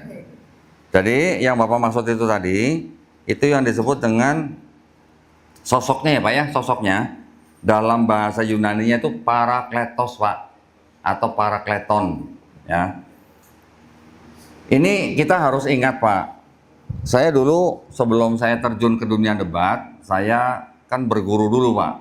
Guru-guru saya itu juga pengurus Dewan Dakwah ya. Namanya Ustadz Abu Didat. Nah, Ustadz Abu Didat SHMH ini adalah pengurus Dewan Dakwah, beliau juga pengurus di Muhammadiyah. Sebelum saya turun di dunia medsos Pak, saya dikasih pesan begini. Kita sebagai umat Islam, dalam konteks bernegara, kita sudah dalam masyarakat, kita tidak boleh menafsirkan kitab suci orang Pak. Ya Pak ya? Bapak mau nggak Quran ditafsirkan oleh orang yang bukan Islam secara serampangan? Tidak mau. Kita umat Islam aja tidak bisa sembarangan menerima tafsir ulama ya Pak ya. Kalau ulamanya tidak memenuhi syarat, itu aja kita nggak pakai tafsirnya, betul kan? Apalagi nafsir orang di luar Islam nggak punya kompetensi gitu Pak. Kalau nggak salah kan tafsir Quran itu harus boleh dilakukan oleh mufasir yang punya kira-kira 12 bidang ilmu ya Pak ya. Betul nggak? Betul. Nah ini kalau ada orang di luar Islam boro-boro 12 ilmu, 1 ilmu aja nggak punya, dia menafsirkan Quran, terima nggak kita Pak? Nggak terima. Jadi makanya saya dulu Pak, saya dulu ingin membuktikan bahwa di dalam kitab Kristen ini ada nubuat untuk Nabi Muhammad Sallallahu Alaihi Wasallam. Dulu saya begitu Pak. Banyak Pak, nggak cuma Yohanes 14:16, nanti ada lagi Ulangan 18:18, Kidung Agung 5:16, macam-macam lah, ya. Tapi setelah saya belajar kitab itu Pak, secara global konteks Pak ya, juga setelah saya membaca dan mempelajari tentang Qur'annya dan juga konteksnya, ternyata setelah saya lebih memahami Quran lebih dalam, akhirnya saya sadar gitu bahwa kitabnya orang Yahudi dan kitabnya orang Kristen itu ternyata bukan Taurat dan Injil yang dimaksud Quran gitu Pak. Paham nggak Pak maksudnya? Di Quran surat Al-A'raf 157 Pak ya, mereka beriman kepada Nabi yang ummi yang namanya tertulis di dalam kitab Taurat dan Injil ya Pak. Saya cek Pak, saya udah cari di kitab Yahudi dan kitab Kristen, ada nggak Pak nama Muhammad gitu? Tidak ada. Kalau tidak ada, berarti itu kitab Taurat dan Injil yang dimaksud Quran surat Al-A'raf 157 bukan Pak? Nah, satu itu Pak. Yang kedua, di Quran surat As-Saff ayat 6, Nabi Isa alaihissalam diceritakan mengatakan kepada Bani Israel, nanti akan ada Rasul lagi yang bernama Ahmad. Ya Pak ya? Ada nggak Pak kata Ahmad Pak di dalam kitab orang Kristen? Tidak. Kalau tidak ada, berarti itu Injil yang dimaksud Quran surat As-Saffat 6 bukan Pak? Setuju Pak ya? Alhamdulillah. Tapi kalau Bapak mengatakan Parakletos yang tadi, sebagian orang Islam Pak mengatakan bahwa itulah nubuat untuk Nabi Muhammad SAW, cuman namanya sudah disamarkan. Bahkan kalau diterjemahkan ke bahasa Ibrani itu jadi Ahmed gitu katanya. Ya, terus ada ciri-ciri bahwa nanti dia tidak akan dapat berkata-kata dari dirinya sendiri dan sebagainya. Tapi di ayat-ayat yang lain dikatakan bahwa dan nanti akan ada Roh Kudus gitu Pak. Roh Kudus Pak ya. Roh Kudus di dalam kitab mereka dengan Roh Kudus yang kita baca di Quran itu sosok yang beda Pak. Ya, Mas tadi sebut itu Roh Kudus meniupkan ruh ke rahimnya Bunda Maryam. Bukan Roh Kudus yang ditiupkan, Roh Kudus di dalam Quran adalah siapa? Malaikat Jibril alaihissalam yang meniupkan ruh ke dalam rahim Maryam. Nah, saya bisa aja Pak memperdebatkan ayat yang tadi Bapak sebutkan itu, tapi saya nggak berani klaim bahwa itu untuk Nabi Muhammad SAW. Saya cuma mempertanyakan, oke, kalau kamu bilang itu Roh Kudus, kenapa Yesus bilang sebab kalau aku tidak pergi, Roh Kudus penghibur itu tidak akan datang gitu ya. Kalau aku tidak pergi, penghibur itu tidak akan datang. Kalau orang Kristen bilang penghibur itu Roh Kudus, sebelum Yesus lahir sudah datang Pak Roh Kudusnya. Zakaria sudah kepenuhan Roh Kudus, Elizabeth sudah kepenuhan Roh Kudus. Ketika Yesus dibaptis, Roh Kudus sudah turun dalam bentuk burung merpati. Ketika Yesus sebelum diangkat di Bible mereka diceritakan Yesus mengembusi Roh Kudus. Tapi ada ayat, jikalau aku tidak pergi, penghibur itu tidak akan datang. Berarti Roh Kudus bukan itu, penghibur itu. Berarti bukan, gitu maksud saya. Tapi kalau ditanya siapa, kita justru yang nanya ke mereka, ini siapa kalau bukan Roh Kudus gitu. Tapi saya nggak berani klaim itu buat Nabi Muhammad SAW, saya nggak berani klaim Pak. Ya, saya cuma nanya. Terus ada lagi Yohanes 16 ayat 13. Sebab jika roh kebenaran itu, ya, yang dimaksud Parakletos itu datang, dia tidak akan dapat berkata dari dirinya sendiri. Dia hanya akan berkata dari apa yang dia dengar. Itu ciri-ciri apa Pak kalau gitu Pak? Ciri-ciri Nabi kan. Kalau Roh Kudus buat Kristen kan buat mereka Tuhan Roh Kudus. Mosok Tuhan nggak bisa berkata-kata dari diri sendiri. Nah, saya paling cuma nanya begitu Pak. Gitu. Berarti kalau begitu, itu ciri-ciri Nabi dan Roh Kudus buat orang Kristen itu adalah Tuhan. Berarti yang disebut dengan Roh kebenaran itu bukan Roh Kudus. Itu Pak maksudnya. Lagi pula, nah ini yang penting Pak. Lagi pula Yesus sendiri juga disebut Parakleton. Ya, jadi Parakleton yang tadi dimaksud di Yohanes 14:16 itu Yesus menyebutnya apa? Aku akan minta kepada Bapa supaya diutus, dalam bahasa Yunani itu apa Pak? Alon Parakleton Pak. Alon Parakleton artinya penghibur yang lain yang sejenis gitu. Kalau nggak pakai alon yang tidak sejenis itu pakai kata heteros Pak, bahasa Yunaninya. Ya, kalau alon sama-sama penghibur dan sejenis gitu. Jadi kalau kita ngomong BMW ya BMW gitu Pak. Jangan BMW dibandingkan sama bajai gitu, jangan. Ya, itu yang sejenis itu alon Parakleton, penghibur, pengantara, pendamping yang sejenis. Yesusnya ngaku nabi Pak di kitab mereka. Yesusnya. Orang lain nyebut Yesus nabi. Yesus juga disebut Parakleton Pak di 1 Yohanes pasal 21. Yesus disebut Parakleton, akan ada Parakleton yang lain yang sejenis. Kira-kira Roh Kudus bukan Pak? Kalau Yesusnya nabi juga, manusia juga gitu. Sebagai manusia, sebagai nabi disebut Parakleton juga, akan ada Parakleton lain yang datang yang tidak dapat berkata-kata dari dirinya sendiri. Kira-kira siapa? Kita cuma nanya aja Pak. Ya Pak ya. Nanti mereka bilang Paulus gitu. Kalau Paulus gampang jawabnya Pak, tapi itu mungkin topik lain. Ya. Terima kasih. Ini pertanyaannya bagus. Bapak dapat buku ini Pak. Alhamdulillah. Kalau yang udah dapat buku nggak dapat lagi berarti. Barakallah Pak ya. Ya. Silakan. Assalamualaikum warahmatullahi wabarakatuh. Waalaikumsalam warahmatullahi wabarakatuh. Alhamdulillah disebut kepada Allah dan kita bersolat kepada baginda Rasulullah Muhammad SAW. Sallallahu alaihi wasallam. Mungkin pertama-tama saya berharap juga doanya dari Kodondi bahwa saya ini juga berusaha menggeluti bidang keilmuannya Kodondi. Waduh, keren. Alhamdulillah. Jadi sudah hampir setahun ya saya pelajari tentang kristologi. Jadi saya bertanya-tanya sebenarnya di Kota Palu, adakah yang seperti saya juga mempelajari kristologi? Kalau ada, mari kita buat komunitas, kemudian kita bekerja sama bersama dengan Bang Zuma juga. Makassar, di Makassar. Saya belum terkenal, ya jadi tidak ada masalah saya terkenal atau tidak. Yang jelas kita hanya berdakwah di jalan Allah. Nah ini saya mau menjadi pertanyaan. Kalau secara zohir kelihatannya, kalau ini kan tujuannya kata mualaf adalah mengurangi pendangkalan akidah dan membentengi Islam, membentengi umat dari pemurtadan, ya seperti itu kan.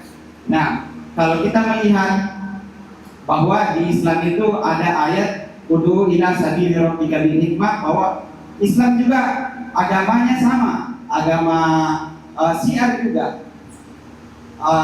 Kalau singkat pertanyaan, berarti ini jangan-jangan berarti berusaha membuat tandingan yang sama juga seperti upaya orang Kristen itu sebagai misionaris, kan mereka dengan amanat agungnya berusaha memperbanyak umatnya. Apakah koloni juga seperti itu atau bagaimana? Sebenarnya saya masih mau punya banyak pertanyaan, jadi saya habiskan di sini aja mungkin ya. Mungkin yang terpenting saya sampaikan, kalau boleh kok saya bisa fotokopi barangkali semua kitab-kitab yang ada di Kodoldi supaya saya bisa pelajari juga. Kalau boleh, ya itu saja yang ingin saya sampaikan. Wassalamualaikum warahmatullahi wabarakatuh. Waalaikumsalam warahmatullahi wabarakatuh. Alhamdulillah, senang sekali saya bisa melihat anak muda yang mau belajar kristologi, ya. Tapi saya mau berpesan, boleh ya, berpesan. Kalau mau belajar kristologi, Islamnya harus kuat dulu. Yang penting itu. Kalau Islamnya belum kuat, jangan belajar kristologi, ya. Yang kedua, niatkan di jalan Allah. Jangan sampai kita berpikir kita mau belajar kristologi, kita mau cari ketenaran, jangan sampai. Ya. Kalau mau nyari tenar di surga aja nanti gitu. Jangan di sini. Yang ketiga, jangan sampai kita punya niat untuk mengislamkan siapapun. Itu penting banget, nggak boleh ya. Saya kadang sama teman aja masih kadang suka berbeda niat gitu. Teman saya mengincar satu orang ibu-ibu, saya mau mengislamkan dia. Saya bilang jangan begitu, saya bilang jangan sampai kita punya niat untuk mengislamkan siapa-siapa. Karena apa? Kita harus tahu, kita harus ingat hidayah mutlak milik Allah SWT. Nabi aja nggak bisa bawa pamannya masuk Islam, apalagi kita gitu, siapa kita gitu. Ya walaupun dengan perkembangan teknologi dan segala macam, tapi itu tetap tidak bisa merubah bahwa hidayah itu mutlak milik Allah SWT. Bahkan Allah SWT sendiri kan sudah mengatakan sudah berfirman di dalam Quran, kalau Allah SWT mau menjadikan bumi ini satu umat, bisa nggak? Mudah sekali ya, tapi kan tidak. Kenapa? Ya supaya kita berdakwah.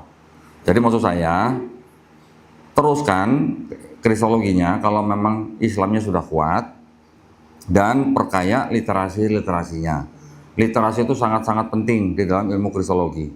Jadi kalau saya pengennya sekarang sebutnya jangan kristologi tok, Mas. Krislamologi. Karena Islamologi juga penting kan buat kita kan. Bagaimana cara kita menguatkan iman akidah kita, bagaimana cara kita juga menjawab mereka dari sisi Islamnya. Islamologinya penting, kristologinya juga penting. Kristologinya penting buat counter attack gitu. Jadi kalau digabung jadi krislamologi, Pak. Istilah dari mana saya nggak tahu, pokoknya saya sebutkan itu. Ya, itu pentingnya. Nah, kalau mau fotokopi kitab-kitab saya sendiri aja masih bingung gimana menyalinnya gitu, Mas.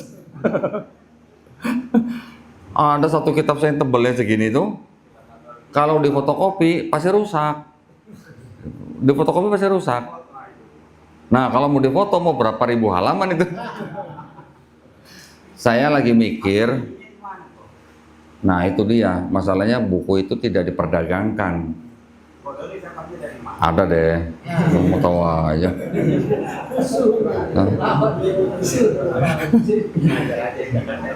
Kitab itu kan tidak diperdagangkan, dan kitab itu sebenarnya itu khusus buat calon pastor. Jadi kalau saya bisa dapat kitab itu, berarti ada pastor yang lagi BU gitu. Gitu. Ya. Jadi ya saya lagi masih berpikir bagaimana caranya saya bisa membuat backup tentang kitab-kitab yang saya punya dengan cara scan. Tapi kalau scan itu juga sama seperti fotokopi kan, harus dibuka dan pasti rusak. Saya lagi mikir cari scanner tapi yang bentuknya seperti atap rumah gini.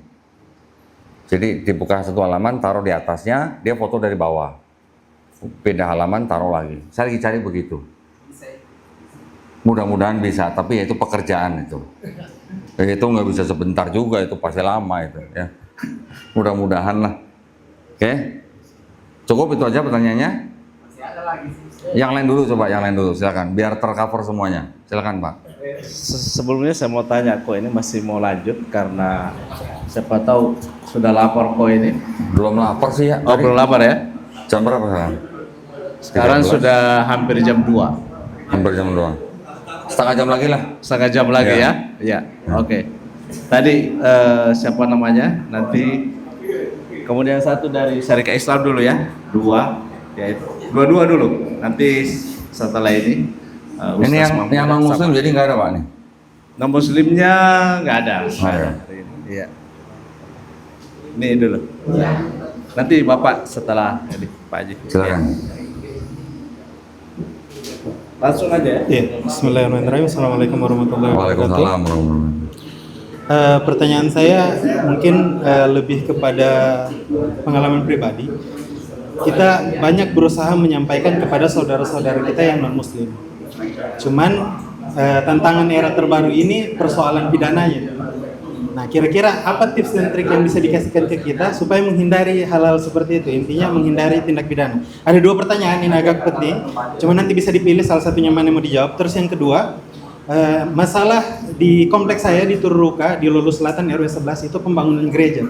Pembangunan gereja itu kecenderungan dugaan, kuat dugaan yang satu sudah terbukti, yang kedua itu masih dugaan. Itu dilakukan dengan pemalsuan tanda tangan maupun mengambil dari orang luar. Intinya bukan warga sekitar yang bertanda tangan. Kalau dari pengalamannya kok, mungkin bisa dibagi kepada kami supaya bisa kami tahu langkah apa yang kita ambil. Karena sampai sejauh ini mereka sudah terbit IMB. Kalau di Tinggede Selatan malah sudah berdiri gerejanya. Nah itu kira-kira tips dan triknya untuk mengatasi hal seperti itu, apa yang bisa kita lakukan itu kan? Selain yang reguler, karena sejauh ini menurut pengalamannya di Tinggede itu kita ditahan, tapi begitu diam-diam terbangun lagi, diam-diam terbangun. Kalau yang di dekat kita kan kebetulan dekat rumah, jadi pengawasannya agak intens. Cuma masalah-masalah yang terjadi di daerah-daerah yang agak jauh itu. Terima kasih. Baik. Tadi yang pertama mengenai kalau tips dan trik ya untuk mendawai orang di luar Islam ya Pak ya. Tadi saya menceritakan bahwa saya berdebat pun saya berusaha sebisa mungkin mengikuti tuntunan Quran. Kalau kita mengikuti tuntunan Quran Pak, insya Allah pasti nggak ada tuntutan hukum Pak. Betul nggak? Allah kalau sudah memberikan hukum, nggak mungkin jelek buat manusia, pasti baik. Nggak mungkin kita kalau ngikutin tuntunan Quran tuh sampai kita dituduh menista gitu, nggak mungkin Pak. Tuntunan Quran udah jelas, jangan kamu mengolok-olok kaum lain, jangan kamu menghina sesembahan orang lain. Nah kalau kita tidak melakukan itu, bagaimana kita mau dituntut hukum gitu maksud saya. Tapi poinnya adalah, kalau kita sudah mulai berbicara tentang inti daripada ajaran, jangan sampai kita berbicara tidak punya literasi Pak. Itu penting banget ya. Kalau saya membacakan di YouTube, saya nggak berani ngomong tanpa buku Pak. Saya nggak berani ngomong Bible itu palsu, cuman pakai telunjuk tangan gitu, saya nggak berani. Kalau saya ngomong ayat Bible palsu, saya harus tunjukin ayatnya. Bible itu yang ngomong sendiri, ada catatan kaki, ayat ini pasti tidak asli. Paling banter saya cuma nanya, tidak asli itu kata lainnya apa? Mereka yang bilang palsu, oh ya kamu yang ngomong, jangan saya nggak ngomong. Saya ada buktinya gitu. Jadi itu juga yang menjadi pesan daripada Ustadz Abu Didat. Beliau juga seorang kristolog senior yang memberikan tips trik kepada saya bagaimana kita berdakwah dengan kristologi. Ya, literasi nggak boleh kurang literasi. Makanya ketika saya main ke rumahnya Ustadz Abu Didat kemakan sama omongannya sendiri, Pak. Dia bilang saya suruh banyak-banyak literasi. Begitu saya ke rumahnya Ustadz Abu Didat, banyak benar ini Bible yang macam-macam. Saya buka, wah ini penting. Ini penting. Tat, minta ya Tat ya. Nggak buat literasi kan gitu. Paling banter pinjem ya Tat ya gitu. Jadi perbolehkan ya kita pakai buat berdakwah. Nah itu yang pertama. Yang kedua tentang pembangunan gereja. Ya gini, sebaiknya Mas jangan bertindak sendirian. Sebaiknya Mas punya ormas atau punya LSM gitu. Ada lembaganya. Lembaga ini kalau bisa berkolaborasi, bekerja sama dengan lembaga lain yang ada bidangnya mengetahui tentang bidang pengawasan hukum seperti itu, Mas. Itu akan jauh lebih efektif daripada Mas bekerja sporadis tanpa lembaga. Itu nanti akan sulit sekali, Mas. Itu akan sulit sekali. Jadi gabung atau buat lembaga yang memang punya bidangnya. Kemudian ya ini kan karena kita Islam kan diajarkannya husnuzon terus ya. Jadi kadang-kadang kalau belum bagaimana kita belum bertindak gitu kan, kadang-kadang begitu. Saya sendiri pengalaman pernah, saya dan teman-teman patungan, Pak. Waktu COVID, saya dan teman-teman dapat kabar di daerah Jawa Tengah, ada yang Jawa Tengah dan Jogja ya, Wonogiri, Klaten, Surakarta, Ambarawa, Magelang, itu ada 5 gereja mau dijual. Kita hanya dengan berdasarkan semangat ukhuwah gitu, ukhuwah Islamnya, patungan Pak kita Pak. Yang pertama di Klaten udah kita patungan, kita kirim kuasa ke sana, kuasanya seorang mualaf, KTP-nya masih Katolik, jenggotnya panjang. Saya bilang jenggotnya cukur dulu boleh nggak? Boleh cukur. Udah, pokoknya kita kasih duit terus, akhirnya deal kebeli Pak satu gereja di Klaten. Namanya Desa Gentan, Kecamatan Gantiwarno. Gedungnya ya gedung gereja bener lah, modelnya model gereja bener lah. Namanya Gereja Kerasolan Baru. Kuasa kita ketika ketemu sama yang punya gereja bilang, ini mau dijadiin apa? Kita nggak mau ya gereja kita dijual tidak jadi rumah Tuhan lagi, harus jadi rumah Tuhan lagi. Kuasa kita bilang, iya siap Pak, kita akan jadikan rumah Tuhan Pak. Masjid kan juga rumah Tuhan Pak ya. Deal, bayar, tanda tangan notaris, baru kita jadikan Masjid Isa Al-Masih. Ketika kita jadikan Masjid Isa Al-Masih, saya ngobrol sama Pak Lurah, baru dia cerita bahwa gereja itu dulu dibangun lewat pejabat sementara lurah, yang mana di desa itu orang Kristennya cuma satu rumah Pak. Gimana caranya? Berarti itu melanggar aturan pemerintah kan? SKB tentang rumah ibadah yang harus ada 90 tanda tangan jemaat yang tinggal di situ, dan juga harus ada tanda tangan 60 warga di situ, warga yang bukan Kristen gitu. Itu syaratnya, undang-undangnya. Mungkin Mas bisa mencari lembaga lain yang bisa mengaudit hal-hal seperti itu. Bisa juga tanyakan langsung ke, nah masalahnya persyaratannya 90% 90 tanda tangan jemaat, 60 tanda tangan warga setempat, juga ada surat rekomendasi 2 nih Pak. Saya lupa nih rekomendasi dari pemerintah setempat atau apa gitulah. Ya? FKUB juga iya, ada FKUB juga. Tapi ada satu lagi Pak, ada satu lagi rekomendasi dari siapa saya lupa. Maksud saya itu kerjasama dengan itu. Kalau perlu dengan FKUB juga Pak. Sudah kita sudah bukti FKUB cuman Ya. pengalaman buktinya tinggi ini karena di backing wakil bupati. Cari dukungan lain. Tapi begini maksud saya, kalau memang terbukti bahwa pembangunan itu sudah mengikuti prosedur, kita nggak boleh nolak Pak, nggak bisa nolak. Karena aturan itu kan dibuat untuk semua umat beragama. Jadi kalau memang prosedurnya mereka sudah lalui dengan benar, ya monggo-monggo aja. Dan kita nggak boleh ganggu Pak, kita nggak boleh ganggu mereka beribadah di tempat yang izinnya benar gitu.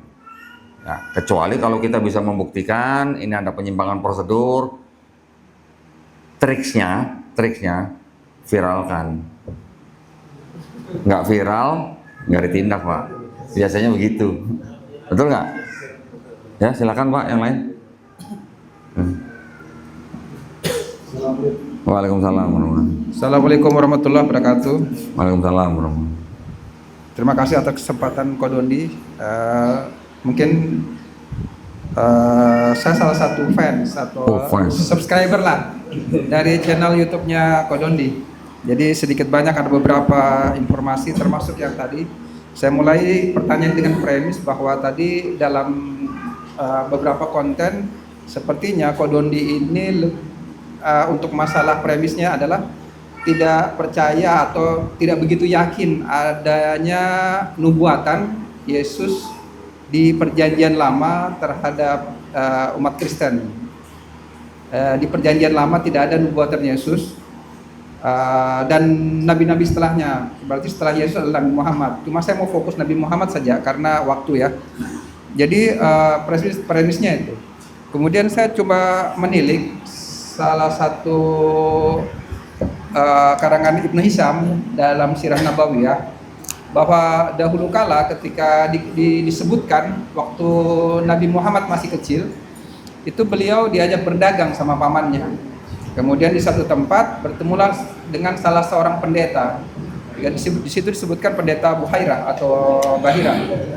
Di situ disebutkan ciri-ciri beliau mengenai kenabian, misalnya didaungi oleh awan, cara duduk beliau, kemudian ada khatamun nabi. Kalau sirah ini dihubungkan sama tidak adanya nubuatan Nabi Muhammad dalam kitab-kitab terdahulu, dari mana, ini pertanyaannya nih, penting ini, dari mana si Buhairah ini mengetahui tanda-tanda itu kecuali dari Alkitab? Berarti kesimpulan sementara saya ada kitab lain yang dibaca oleh pendeta ini yang tidak ada di tanah itu. Nah, itu yang pertama. Terus kedua, di tafsir Ibnu Katsir juga di situ disebutkan bahwa ketika setelah wafat atau diangkatnya Nabi Isa itu kan kenabian putus. Tidak sekian lama, 500 atau 600 tahun lebih tidak ada nabi. Kemudian umat-umat Yahudi menunggu Nabi akhir zaman. Nah, di sini disebutkan sebentar.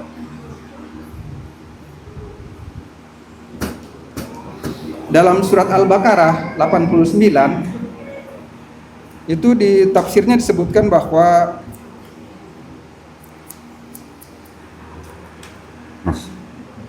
akan datang seorang nabi akhir zaman, kami akan mengikuti dan memerangi kalian bersamanya. Ini ucapan orang Yahudi, itu dikutip dari Ibnu Katsir mengenai surat Al-Baqarah 89 yang isinya dijelaskan bahwa kaum Yahudi sebelumnya menunggu datangnya nabi akhir zaman sehingga berdoa untuk dibenangkan melalui nabi tersebut atas kaum musyrikin. Maksudnya musyrikin ini jahiliyah Arab. Namun ketika nabi yang datang itu adalah Nabi Muhammad, bukan dari kaumnya, mereka justru mengingkarinya. Ini tafsir Ibnu Katsir mengenai bahwa ini adalah orang Yahudi. Kembali lagi saya kuatkan pertanyaannya, dari mana orang-orang Yahudi ini mengetahui bahwa tahun 600 itu akan ada nabi terakhir yang datang sebagai nabi terakhir? Padahal di tanah, kembali lagi saya ulangi, tidak ada menyebutkan hal-hal tersebut. Jadi Yahudi yang mana ini yang membaca kitab ini, dan apakah Yahudi itu sudah punah atau kitabnya hilang? Karena tidak mungkin dia mengetahui tanpa ada keterangan dalam kitab. Itu saja, Pak. Terima kasih. Sekian. Wassalamualaikum warahmatullahi wabarakatuh. Waalaikumsalam warahmatullahi wabarakatuh. Baik, itu juga yang dulu membuat saya berpikir bahwa kemungkinan besar kitabnya Yahudi dan Kristen yang sekarang ini itu bukan kitab Taurat dan Injil yang dimaksud Quran gitu, Pak. Itu juga ketika saya memperhatikan juga seperti yang tadi Bapak sebutkan ciri-ciri ya yang disebutkan oleh pendeta Buhairah itu, berarti zaman dulunya ada kitab yang menceritakan tentang ciri-ciri nabi yang akan datang kan, bahkan bisa dibacakan oleh pendeta Buhairah. Tapi kenapa sekarang di kitab Yahudi dan Kristen tidak ada yang disebutkan itu? Nah kalau nggak ada berarti kan beda kitab nih, ya kan Pak? Kalau beda kitab, nah berarti yang sekarang ini kitab Taurat dan Injil yang dimaksud Quran kan gitu. Maksud saya gitu, Pak. Saya belum pernah menemukan kitab sekunder, ya, kitab sekunder. Jadi kitabnya Yahudi atau Kristen tapi yang di luar daripada yang mereka sudah kanon. Kitab sekunder saya cari juga belum nemu, Pak, yang menceritakan tentang yang disebutkan di Sirah Nabawi itu. Jadi ya sudah, saya akhirnya menyimpulkan bahwa bisa jadi pada saat itu memang ada kitab-kitabnya, tapi ya namanya zaman dulu media belum seperti sekarang, peralatan juga belum seperti sekarang, apalagi pemeliharanya juga belum ada. Bisa jadi kitab-kitab seperti itu ya dulu sudah dihilangkan atau sudah dimusnahkan. Kalau kita cerita tentang pemusnahan dokumen-dokumen seperti itu, Pak, kan memang setiap bangsa yang memenangkan atau menguasai bangsa lain itu literasinya kan dibakar habis, Pak. Sama ketika Mongol menguasai Mongolia menguasai Baghdad, kan dihancurkan juga. Berapa banyak itu kitab-kitab yang dihancurkan. Jadi maksud saya yang begitu banyak aja dihancurkan, apalagi yang kecil-kecil begini, Pak. Kristen sendiri itu timbul juga berevolusi ratusan tahun, Pak, nggak cuman sebentar gitu. Kristen sendiri itu juga banyak golongan Kristen yang akhirnya musnah. Karena apa? Karena dikalahkan oleh Kristen yang berkolaborasi dengan penguasa. Awal-awal, Pak, ada Kristen Nazarin menolak Paulus, Kristen Ebionite tidak menyembah Yesus, nggak makan babi, sunat gitu. Ada lagi Kristen Arianisme, Kristen Gnostik, Kristen Basilidean, baru Kristen yang ngikutin Paulus. Ya, berarti pada zaman Nabi sudah hampir dipastikan, ya itu mungkin sudah hanya sisa-sisa atau remah-remah gitu, Pak, yang masih disimpan oleh beberapa orang seperti Pendeta Bukhairo. Gitu, Pak, ya. Jadi saya belum pernah membaca, saya belum pernah nemu kitab sekundernya Yahudi atau Kristen yang mengarah ke situ. Kitab-kitab lain saya kumpulkan, Pak. Contoh misalnya ketika kita baca di Quran, Nabi Isa alaihissalam ketika kecil bisa menciptakan atau menghidupkan burung dari tanah liat. Di kitab Kristen tidak ada, tapi di kitab sekundernya ada, namanya Gospel Infancy of Thomas. Nanti ada lagi cerita kalau di Quran kita membaca Maryam melahirkan Nabi Isa alaihissalam di bawah pohon korma, betul, Pak? Ada lagi nanti kitab Pseudography of Matthew, cerita Yusuf membawa Maria ke Mesir di bawah pohon korma itu. Pohon kormanya tangganya bisa turun sendiri, ngasih buah ke Maria. Ada sama-sama pohon korma nih, Pak. Walau alam ya, ini jadi kan seolah-olah jadi ada cerita yang beredar di masyarakat pada saat itu. Sebagian masuk kitabnya Kristen, sebagian hilang. Terus kemudian ada kitab Quran yang menceritakan beberapa cerita yang mirip-mirip dengan cerita yang tadi. Ada sebagian yang masuk kanon, ada yang tidak masuk kanon. Tetapi ini sekarang menjadi kitab yang kita pegang itu Quran. Gini nih, Pak, maksudnya. Berarti kalau begitu fungsinya Quran apa nih gitu? Ya kan? Setelah saya belajar juga ternyata kalau kita melihat secara di luar Quran nih, Pak, nih, di luar Quran nih. Kalau kita masuk dalam Quran, kita mempelajari dan pengen tahu apa perintah dan larangan Allah SWT dan bagaimana Allah menceritakan segala sesuatunya sebelum diturunkan Quran itu. Tapi kalau kita menjauh sedikit dari Quran, berarti Quran ini punya fungsi membenarkan nih yang kitab-kitab dulu pernah diturunkan sebelumnya nih kepada Nabi dan Rasulnya untuk Bani Israel. Tetapi selain membenarkan, Quran juga mengoreksi. Ya, jadi yang pertama membenarkan disebut musodik. Yang kedua mengoreksi disebut al-muhaimin. Mengoreksi, Pak. Apa yang dulu disalahkan, disamarkan, dihilangkan, disembunyikan dan sebagainya, dikoreksinya di Quran, Pak. Al-muhaimin. Yang ketiga, Quran juga punya fungsi al-mubayyin, Pak, menjelaskan apa yang dulu dimacam-macamkan oleh kaum sebelumnya dijelaskan di Quran gitu. Contoh, wa ma qataluhu wa ma sholabuhu wa lakum syibhalahum misalnya. Itu kan seperti menjadi apa? Seperti menjadi pernyataan akhir bahwa yang benar tuh begini gitu loh. Gitu loh, Pak. Ya, jadi kalau Bapak nanya kitab-kitab apa, saya belum nemu, Pak, yang itu tadi. Tanda-tanda Nabi itu. Saya belum nemu. Tapi kalau Bapak bilang nubuat-nubuat yang tadi Bapak statement awalnya, nubuat untuk siapa? Yesus, yang saya sering bahas, saya bisa buktikan, Pak. Ini kitabnya Yahudi, ini kitabnya Septuaginta, ini kitabnya Kristen. Saya bisa bacakan satu-satu sejarahnya, kapan disusun, di mana disusun. Saya bisa bacakan semuanya. Bahkan kitabnya, salinannya paling nggak saya punya gitu Pak. Ya, kalau saya bisa jelaskan semua urutannya, timelinenya, terus yang lebih punya otoritas untuk menafsirkan kitab Yahudi itu siapa? Orang Yahudi atau orang Kristen? Orang Kristen menggunakan kitab Yahudi, tapi lewat terjemahan, itu pun sudah dirubah-rubah terjemahannya Pak. Baru dijadikan satu di sini. Kalau saya bandingkan dengan kitab Yahudi yang belum dirubah-rubah terjemahannya, nah ini berarti yang punya otoritas buat menafsirkan yang mana Pak? Orang Yahudi atau orang Kristen? Gitu aja. Saya mengajak penonton hanya fair gitu aja Pak, adil dan jujur gitu.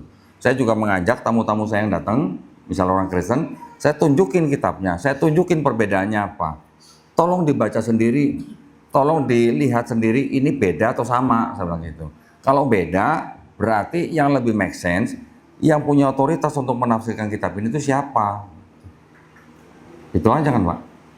Makanya saya lebih seneng orang yang datang ke saya, orang Kristen yang datang ke saya lebih seneng kalau orang Kristennya jago bahasa Inggris, ya, terus dia paham sendiri, paham ayat-ayatnya di dalamnya gitu loh Pak. Kalau nggak paham saya nggak akan ceritakan yang begini-ginian gitu.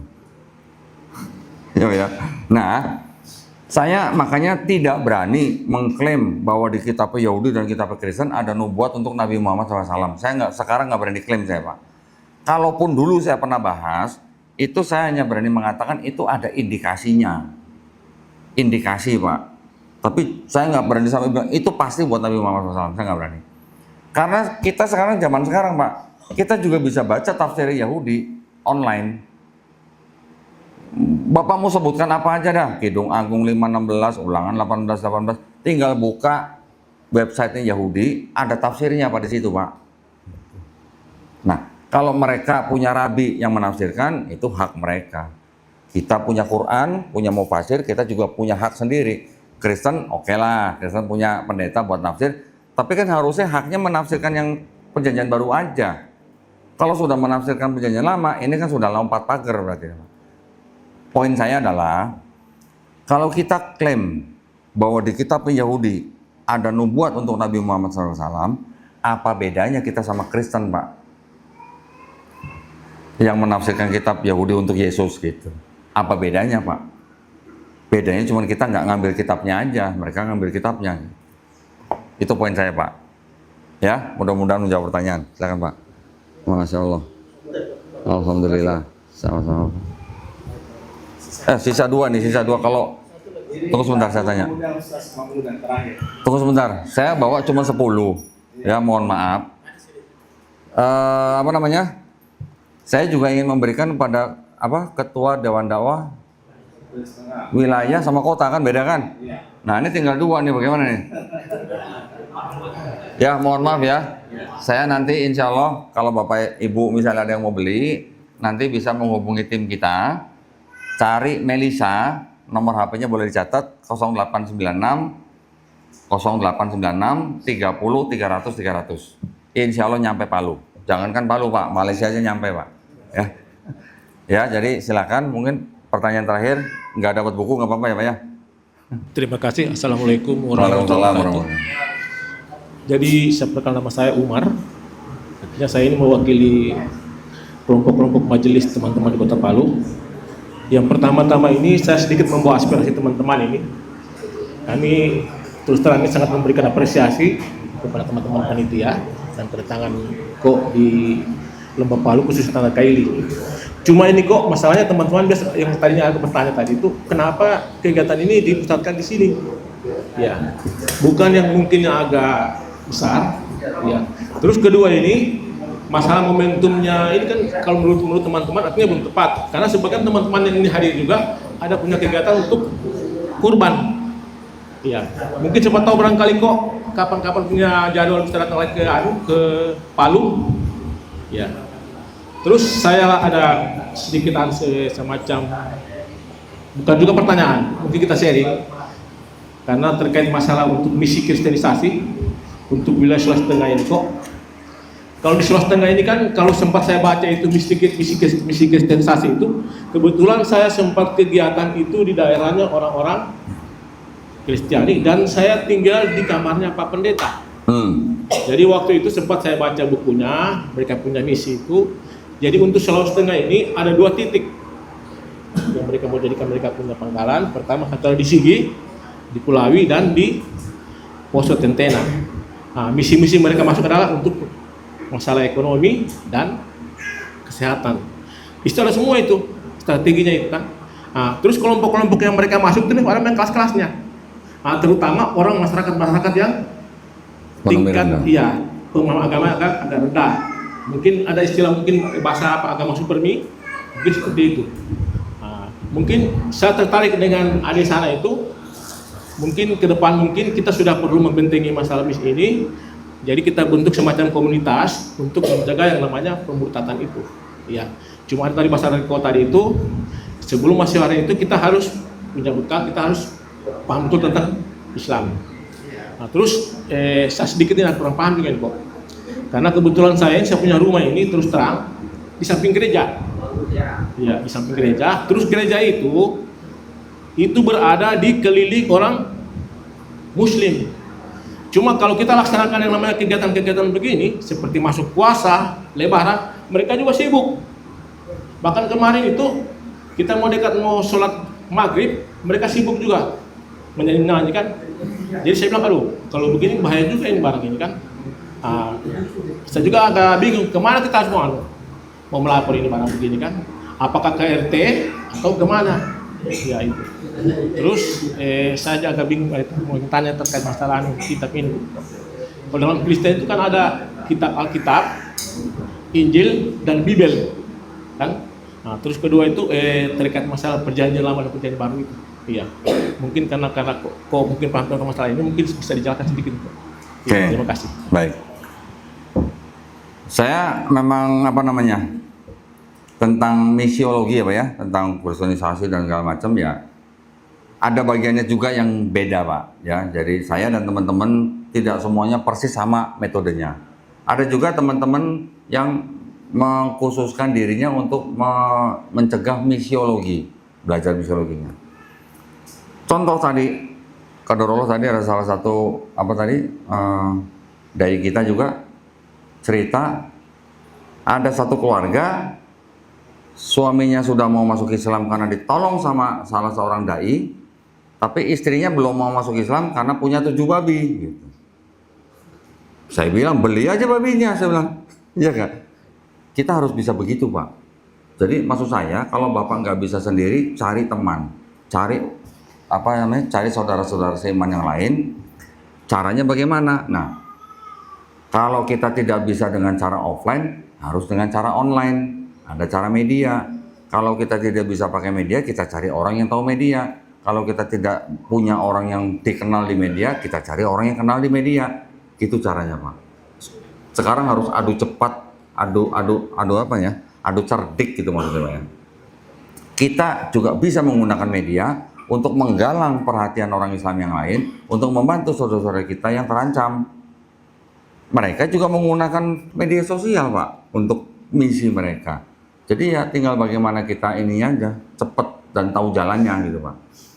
Tentang masalah saudara-saudara kita yang beresiko pemurtatan, ya Bapak yang harus bisa mencari teman-teman umat Islam yang lain supaya bisa membantu kelompok yang beresiko itu tidak hanya dengan ilmu Pak.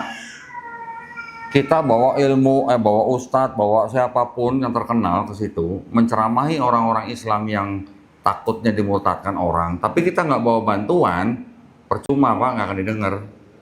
Pengalaman saya begitu. Jadi selain kita bawa ilmu, kita juga bawa bantuan, seperti Dewan Dakwah. Dewan Dakwah masuk ke pedalaman, menawarkan orang Islam, menawarkan orang tentang Islam, ya. Sampai akhirnya mereka mau masuk Islam. Dewan Dakwah kan nggak cuma dengan tangan terbuka Pak, tapi dengan apa? Ada sembako ini segala macam, MCK, masjid dan sebagainya, yang mereka tinggal pakai gitu istilahnya. Nah itu maksud saya. Jadi kayaknya Bapak ini boleh ditawarin gabung dengan Dewan Dakwah nih kayaknya. Supaya nanti Bapak bisa tahu misiologinya Dewan Dakwah juga. Maksud saya gitu Pak. Ya Pak ya. Jangan dengan tangan kosong Pak kalau masuk ke teman-teman yang beresiko dimurtadkan. Mereka yang butuh adalah buat makan gitu Pak. Ya Pak ya. Semoga menjawab pertanyaan. Mungkin belum sempurna semuanya, tapi mudah-mudahan lah ya. Cukup atau ada lagi? Terakhir.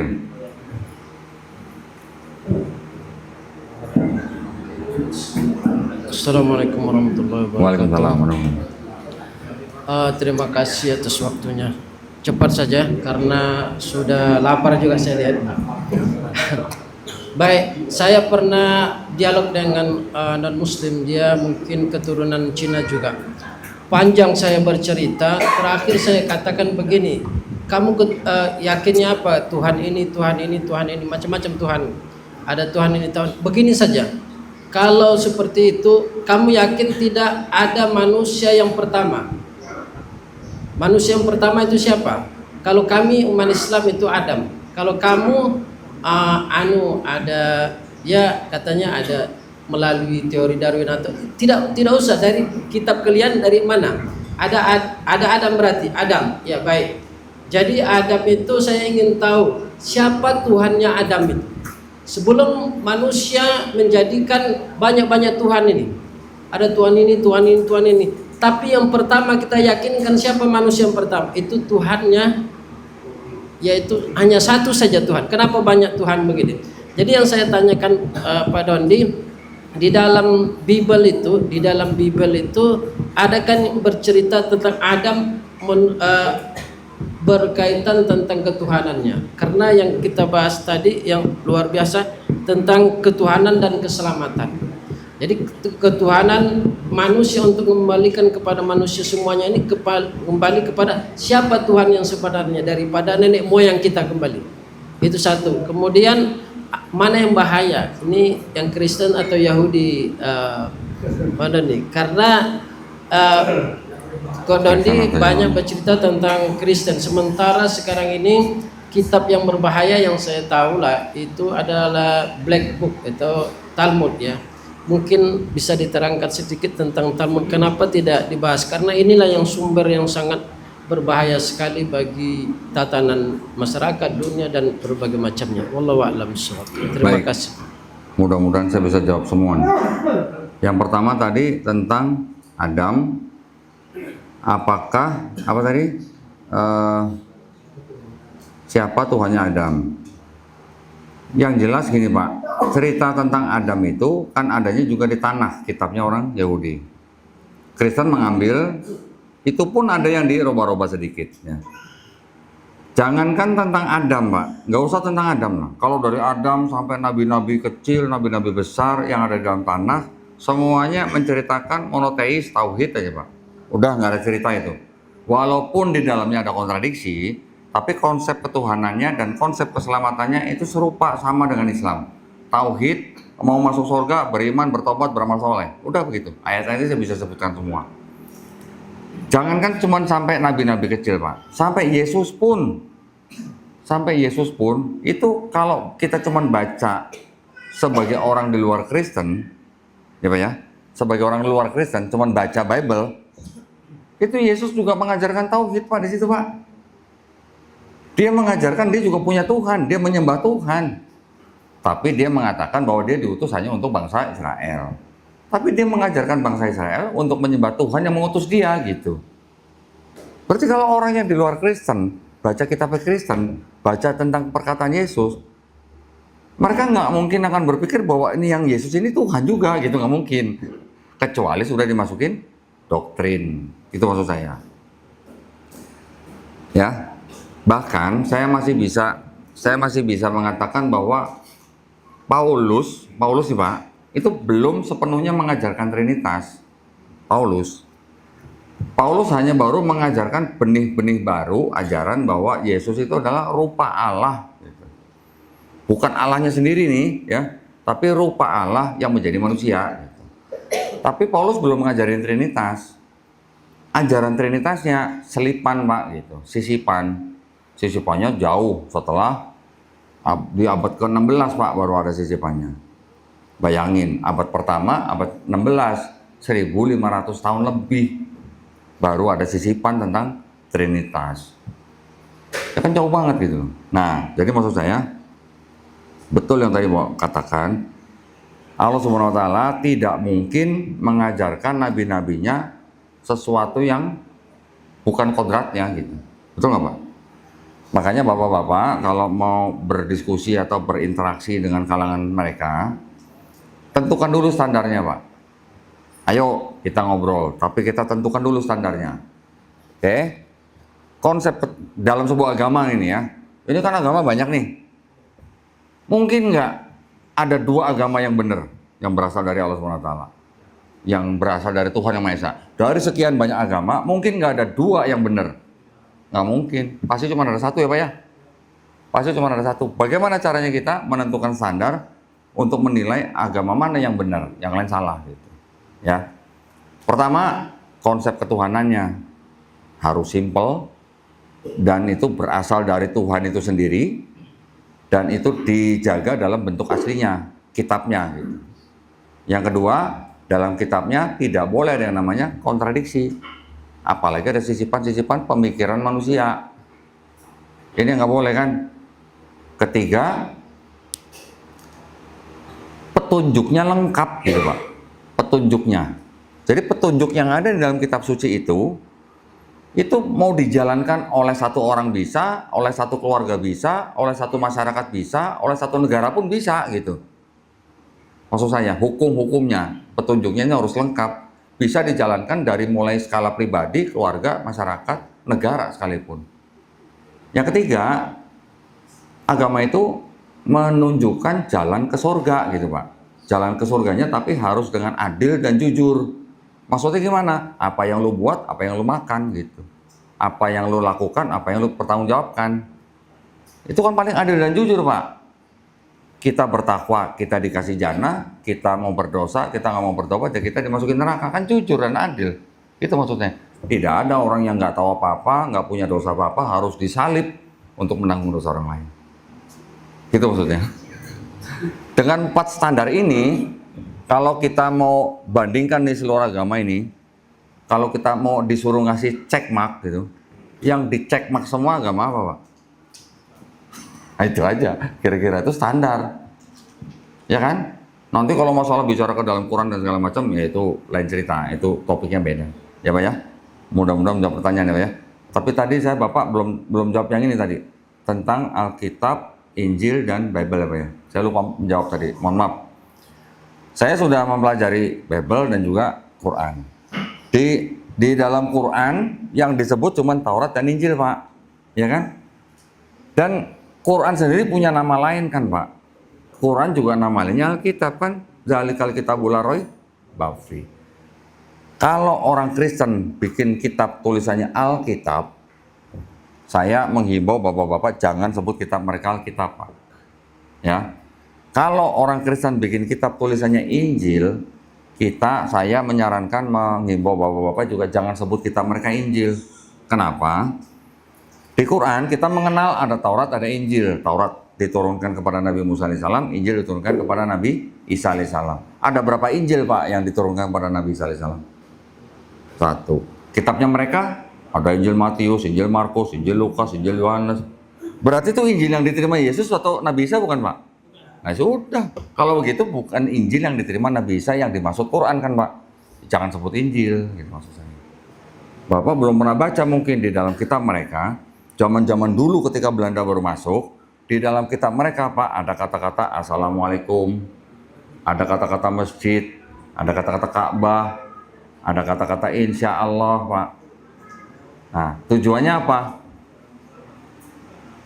Mereka bikin kitab mereka dengan istilah-istilah Islami, tujuannya tidak lain tidak bukan untuk mendekati orang Islam, untuk mengajak orang Islam masuk agama mereka. Nah, saya melengkapi juga tadi jawaban Mas yang tadi di sini. Bedanya apa kalau gitu kita sama orang Kristen yang sama-sama mengajak orang lain masuk agama kita? Betul nggak Pak? Kalau mereka punya ayat yang disebut amanat agung. Matius 28 ayat 19. Karena itu pergilah, jadikanlah semua bangsa muridku, baptislah mereka dalam nama Bapa dan Putra dan Roh Kudus. Ternyata menurut sarjana mereka sendiri ayat itu sisipan di abad kedua. Kita juga begitu Pak, kita juga diperintahkan untuk apa? Untuk menyampaikan walaupun hanya 1 ayat. Tapi kan kita kenal yang namanya la ikraha fidin, kita juga kenal yang namanya lakum dinukum waliyadin. Itu yang membedakan dengan mereka gitu maksudnya. Kalau mereka nggak mau tahu, hantam kromo, pergilah, jadikanlah semua bangsa muridku, gitu. Baptislah. Jadi kalau belum dibaptis kan belum selesai urusannya, Pak. Gitu. Kalau kita kan urusannya hanya menyampaikan. Sudah disampaikan, sudah bukan urusan kita lagi. Selanjutnya urusan Allah SWT kan, Pak. Kita jauh lebih enteng tugas kita gitu. Betul kan? Nah, itu maksud saya. Ya, Pak ya. Semoga juga menjawab pertanyaan. Masih ada lagi atau cukup nih, Pak? Sudah mulai lapar juga nih, Pak. Ya, barangkali untuk sesi ini cukup dulu. Insya Allah mudah-mudahan malam ini kita ada juga di rumahnya Ustaz Fadila, Dewan Syura Dewan Dakwah di Jalan Baleo. Kalau mau ya ada yang mau ikut, salam pada maghrib. Kita sholat maghrib di sana. Terima kasih Kodondi. Assalamualaikum warahmatullahi wabarakatuh. Alhamdulillahirrabbilalamin. Wassalatu wassalamu ala rasulillah. Saya Donitan, senang sekali ingin memberitahukan sebuah informasi yang heboh nih ya.